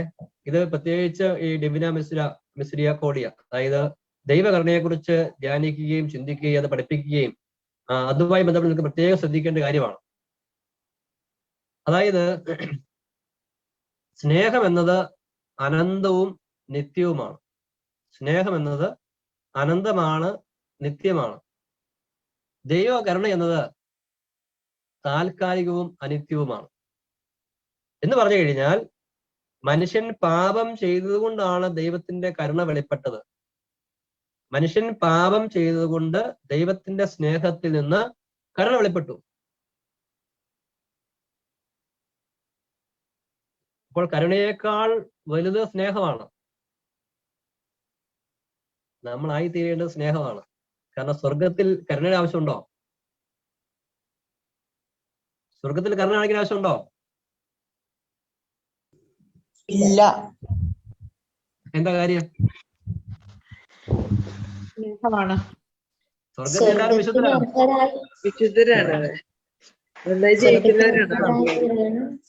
പിതാവും പുത്രനും പരിശുദ്ധാത്മാവും നമ്മൾ കരുണ കാണിക്കേണ്ട ആവശ്യമില്ല, സ്നേഹിച്ചാൽ മതി.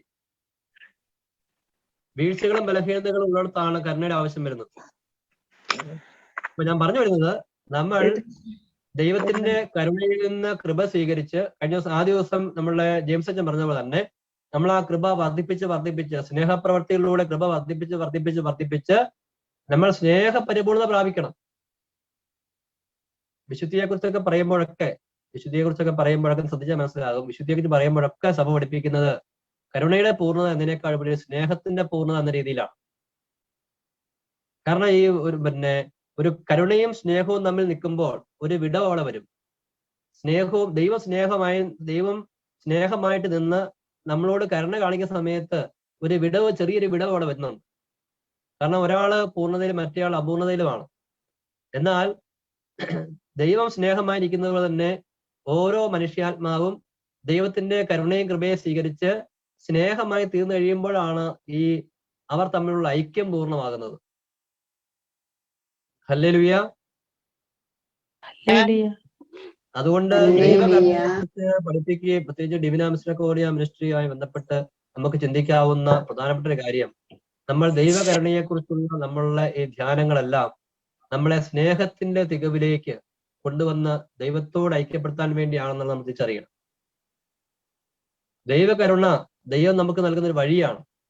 ദൈവസ്നേഹ തികവിലേക്ക് നമ്മൾ എത്തിച്ചേർന്ന് ദൈവത്തോട് ഐക്യപ്പെടാൻ വേണ്ടി ദൈവം നമുക്ക് നൽകിയിരിക്കുന്ന ഒരു വലിയ വഴിയാണ് ദൈവകരുണ.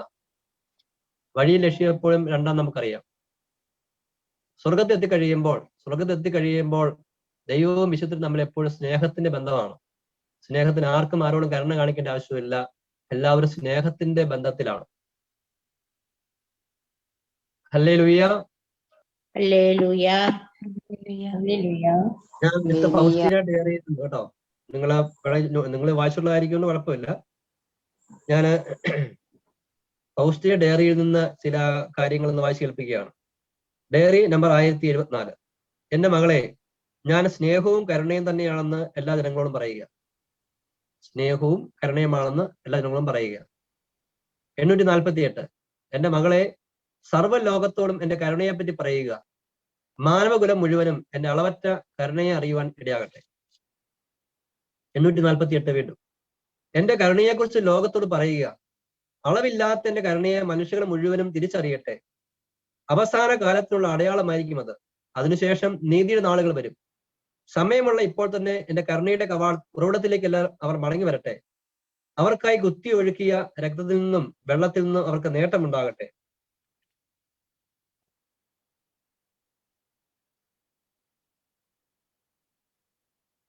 ഡയറി 948.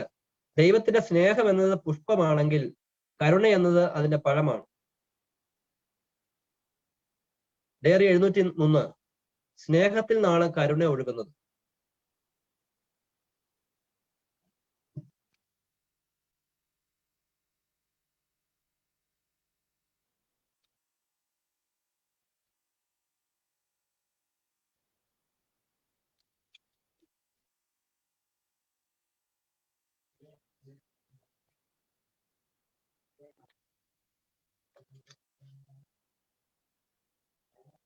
ഡയറി 1784. ഏറ്റവും വലിയ പാപിക്ക് ഏറ്റവും അധികം വിശുദ്ധി ആർജിക്കുവാൻ എന്റെ കരുണയിൽ ആശ്രയിച്ചാൽ മാത്രം മതി. ഡയറി 1074. ഒരാത്മാവ് ശരണത്തോടെ എന്നെ സമീപിക്കുമ്പോൾ അത് ഉൾക്കൊള്ളാൻ കഴിയുന്നതിലും അധികം കൃപയുടെ സമൃദ്ധി ഞാൻ അതിൽ വർഷിക്കുന്നത് കൊണ്ട് മറ്റ് ആത്മാക്കളിലേക്കും അവ ഒഴുകിയെത്തും.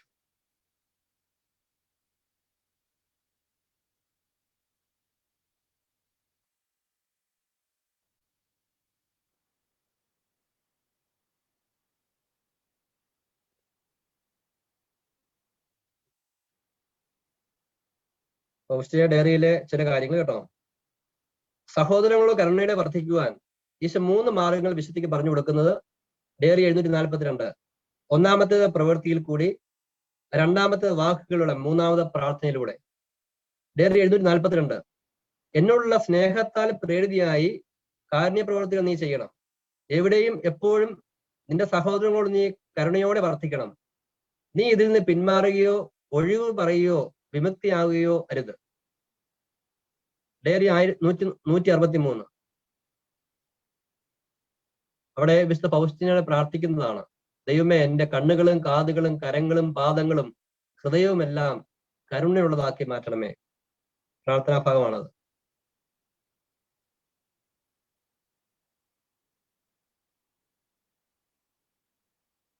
ഡയറി 742. എന്നോടുള്ള സ്നേഹത്താൽ പ്രേരിതയായി കാരുണ്യപ്രവർത്തികൾ നീ ചെയ്യണം. എപ്പോഴും എവിടെയും നിന്റെ സഹോദരങ്ങളോട് നീ കരുണയോടെ വർദ്ധിക്കണം. ഡയറി 427. ദൈവത്തെ സ്നേഹിക്കുന്നതിലാണ് ഒരു വ്യക്തിയുടെ യഥാർത്ഥ മഹത്വം. ഡയറി 1578. പൂർണ്ണത പ്രാപിക്കാൻ ആഗ്രഹിക്കുന്ന ആത്മാക്കൾ എന്റെ കരുണയെ പ്രത്യേകമായി ആരാധിക്കട്ടെ. എന്നാൽ ഞാൻ അവർക്ക് പ്രദാനം ചെയ്യുന്ന കൃപയുടെ സമൃദ്ധി എന്റെ കരുണയിൽ നിന്ന് ഒഴുകി വരുന്നു. ഡയറി 603. ഏറ്റവും അധികം പൂർണ്ണതയും വിശുദ്ധിയും നേടിയെടുത്ത ആത്മാവ് പിതാവിന്റെ ഇഷ്ടം ചെയ്യുന്ന ആത്മാവാണ്.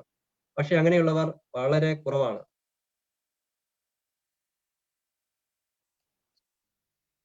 ഡയറി 1165. നീ പൂർണ്ണതയ്ക്കായി യജ്ഞിക്കുകയാണെങ്കിൽ അനേകം ആത്മാക്കളെ രക്ഷിക്കാൻ നിനക്ക് സാധിക്കും. വിശുദ്ധിക്ക് വേണ്ടി നീ യജ്ഞിക്കുന്നില്ലെങ്കിൽ അനേകം ആത്മാക്കൾ അപൂർണതയിൽ തന്നെ തുടരും. അവരുടെ പൂർണ്ണത നിന്റെ പൂർണ്ണതയുമായി ബന്ധപ്പെട്ടിരിക്കുന്ന നീ അറിയുക. 687. എന്റെ അനന്തമായ കരുണ ലോകം മുഴുവൻ അറിയപ്പെടണമെന്ന് ഞാൻ ആഗ്രഹിക്കുന്നു. എന്റെ കരുണയിൽ ആശ്രയിക്കുന്ന ആത്മാക്കൾക്ക് ചിന്തിക്കാൻ പറ്റാത്ത വിധത്തിലുള്ള കൃപകൾ നൽകാൻ ഞാൻ ആഗ്രഹിക്കുന്നു.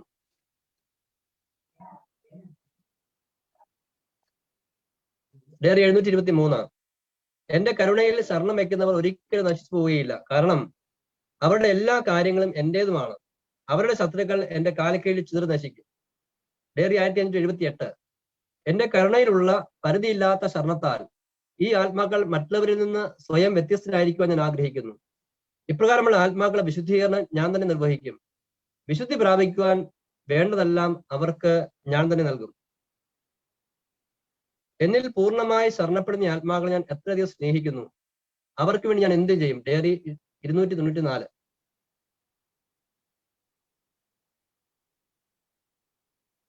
ഡയറി 1784.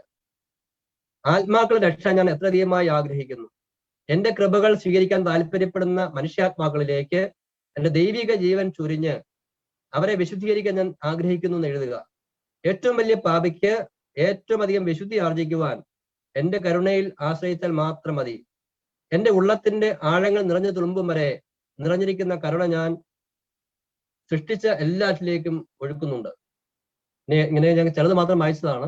പിന്നെ നിങ്ങൾക്കറിയാം, ഇതുപോലെ ഈ നമ്മളെ ക്ലാസ്സുമായി ബന്ധപ്പെട്ട് കുറച്ചധികം കാര്യങ്ങൾ പ്രത്യേകമായിട്ടൊരു മനസ്സിലേക്ക് വന്നത് ഞാൻ നോട്ട് ചെയ്ത് പറയുകയായിരുന്നു. പറഞ്ഞു വരുന്നത്, കേരള സഭയെ സംബന്ധിച്ച് മറ്റെല്ലാ കാലഘട്ടങ്ങളെക്കാൾ ഉപരിയായി ദൈവ കരുണയെക്കുറിച്ചുള്ള പ്രഘോഷണത്തിനും അത് ജീവിത ശൈലിയാക്കുന്നതിനും പ്രസക്തിയുള്ള ഒരു സമയത്താണ് നമ്മളുള്ളത്. അതുകൊണ്ട് ദൈവകരുണയെക്കുറിച്ച് ബോധ്യം വരികയും അത് ജീവിക്കാൻ ശ്രമിക്കുകയും പ്രഘോഷിക്കാൻ ശ്രമിക്കുകയും ചെയ്യുന്നവർ അതിൽ കൂടുതൽ തീഷ്ണതയോടുകൂടി മുന്നോട്ട് പോകണം എന്ന് പറയാൻ വേണ്ടി അദ്ദേഹം പറഞ്ഞു വന്നത്. കേരള സഭ അല്ലെങ്കിൽ കേരള സഭയെ എങ്ങനെ വീണ്ടെടുക്കുക, അല്ലെങ്കിൽ നമുക്കറിയാം സഭ ഒത്തിരിയേറെ ഒരു തളർന്ന അവസ്ഥയിലായിരിക്കുന്നു. ഇതിൽ നിന്ന് എങ്ങനെ സഭയെ വീണ്ടെടുക്കാമെന്ന് ധ്യാനിക്കുമ്പോൾ നമ്മൾ കരുണയുള്ള ഹൃദയത്തോടെ അവിടേക്ക് വന്നാൽ മാത്രമേ, എന്തെങ്കിലും ചെയ്യാൻ ശ്രമിച്ചാൽ മാത്രമേ ഇതിനെ നമുക്ക് രക്ഷിക്കാനായിട്ട് ഈശോയുടെ ഉപകരണമാകാൻ വേണ്ടി സാധിക്കുകയുള്ളൂ. അത്രമാത്രമുള്ള പ്രശ്നങ്ങളുടെ ബാഹുല്യം ഇപ്പോൾ സഭയിലുണ്ട്. പലരെയും കണ്ടു കഴിയുമ്പോൾ, പലരും ചെയ്യുന്നത് കണ്ടു കഴിയുമ്പോൾ നമുക്ക് ചിലപ്പോഴൊക്കെ രണ്ടെണ്ണം കൊടുക്കാൻ തോന്നും. അങ്ങനെയൊക്കെ പല നമുക്ക് തോന്നും. അപ്പോ അവരെ ദൈവം എങ്ങനെ കാണുന്നു, ദൈവത്തിന്റെ കരുണ എങ്ങനെ അവരെ വീക്ഷിക്കുന്നു എന്നതിനെ കുറിച്ചൊക്കെയുള്ള ധാരണയും, നമ്മൾ ദൈവം കരുണ കാണിക്കുന്നത് പോലെ കരുണ കാണിക്കേണ്ടവരാണെന്നുള്ള ബോധ്യം നമുക്കുണ്ടാകണം. പരിശുദ്ധാത്മാവിന്റെ കൃപാവരം പ്രത്യേകമായിട്ട് നമുക്ക് നൽകട്ടെ. നമ്മൾ ഇന്നത്തെ ദിവസത്തെ ശുശ്രൂഷ ഇപ്പോൾ നമ്മൾ അവസാനിപ്പിക്കുകയാണ്. നാളെ അവസാന ദിവസമാണ്, നിങ്ങൾക്കറിയാം. നാളത്തെ ശുശ്രൂഷ 8 മണിക്ക് തന്നെ ആരംഭിക്കുന്നു. നാളത്തെ ക്ലാസ് പ്രധാനമായിട്ടും കൈകാര്യം ചെയ്യുന്നത് കഴിഞ്ഞ 1-ാം ധ്യാനത്തിൽ തന്നെ ഉണ്ടായിരുന്ന ഫാദർ ഡോക്ടർ ഡൊമിനിക് വെച്ചൂരാണ്. അദ്ദേഹം വടവാർസഭയിലെ പ്രൊഫസറാണ്, ധാർമ്മിക ദൈവശാസ്ത്ര പ്രൊഫസറാണ്. പ്രത്യേകിച്ച് ഈ സ്നേഹവും കരുണയും ദൈവനീതിയും തമ്മിലുള്ള ബന്ധവും, കരുണ എത്രമാത്രം ആഴമുള്ളതാണ്, നീതി എത്രമാത്രം ആഴമുള്ളതാണ്, സ്നേഹവിവേകത്തെ ഉയർന്നു നിൽക്കുന്ന വിഷയങ്ങളൊക്കെ അദ്ദേഹം നമ്മൾ പഠിപ്പിക്കും. വളരെ പ്രധാനപ്പെട്ട ഒരു ക്ലാസ് ആയിരിക്കും അത്. അതോടൊപ്പം തന്നെ എൻ്റെ ഒരു ചെറിയ സെഷൻ ഉണ്ടായിരിക്കും. അവസാന സമയത്ത് ഡിവിൻ മിനിസ്റ്റർ കോർഡിനേഷൻ മിനിസ്ട്രിയുടെ പാട്രനായിരിക്കുന്ന അഭിവന്യ വർഗീസ് ചക്കാലയ്യ പിതാവിന്റെ സന്ദേശവും ആശീർവാദം ഉണ്ടാകും. നമുക്ക് വളരെ പ്രാർത്ഥനാപൂർവ്വം അടുത്ത ദിവസത്തേക്ക് വരാം. കൂടുതൽ കാര്യങ്ങളൊക്കെ നമുക്ക് നാളെ സംസാരിക്കാം. പരിശുദ്ധ പിതാവ് ഫ്രാൻസിസ് മാർപ്പാപ്പയുടെ നിയോഗങ്ങളുടെ വിജയത്തിന് വേണ്ടി നമുക്ക് ഒരുമിച്ച് ചേർന്ന് പ്രാർത്ഥിക്കാം. സ്വർഗസ്ഥനായ ഞങ്ങളുടെ പിതാവേ, അങ്ങയുടെ നാമം പൂജിതമാകണമേ, അങ്ങയുടെ രാജ്യം വരണമേ, അങ്ങയുടെ മനസ്സ് സ്വർഗത്തിലെ പോലെ ഭൂമിയിലുമാകണമേ.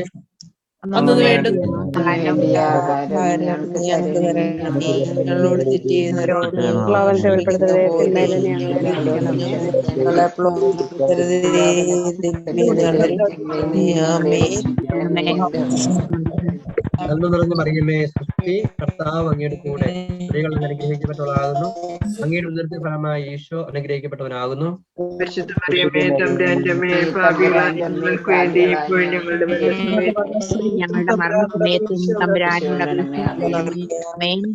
പിതാവിനും പുത്രനും പരിശുദ്ധാത്മാവിനും സ്തുതി.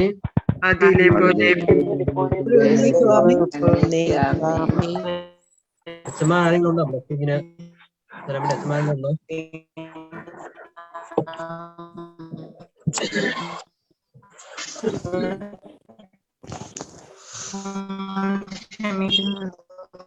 എങ്കിൽ നമുക്ക് അവസാനിപ്പിക്കാം കേട്ടോ. അവസാനിപ്പിക്കാതെ ഈശ്വമിശിയെ സ്തുതിയായിരിക്കട്ടെ. Thank you brother, thank you so much.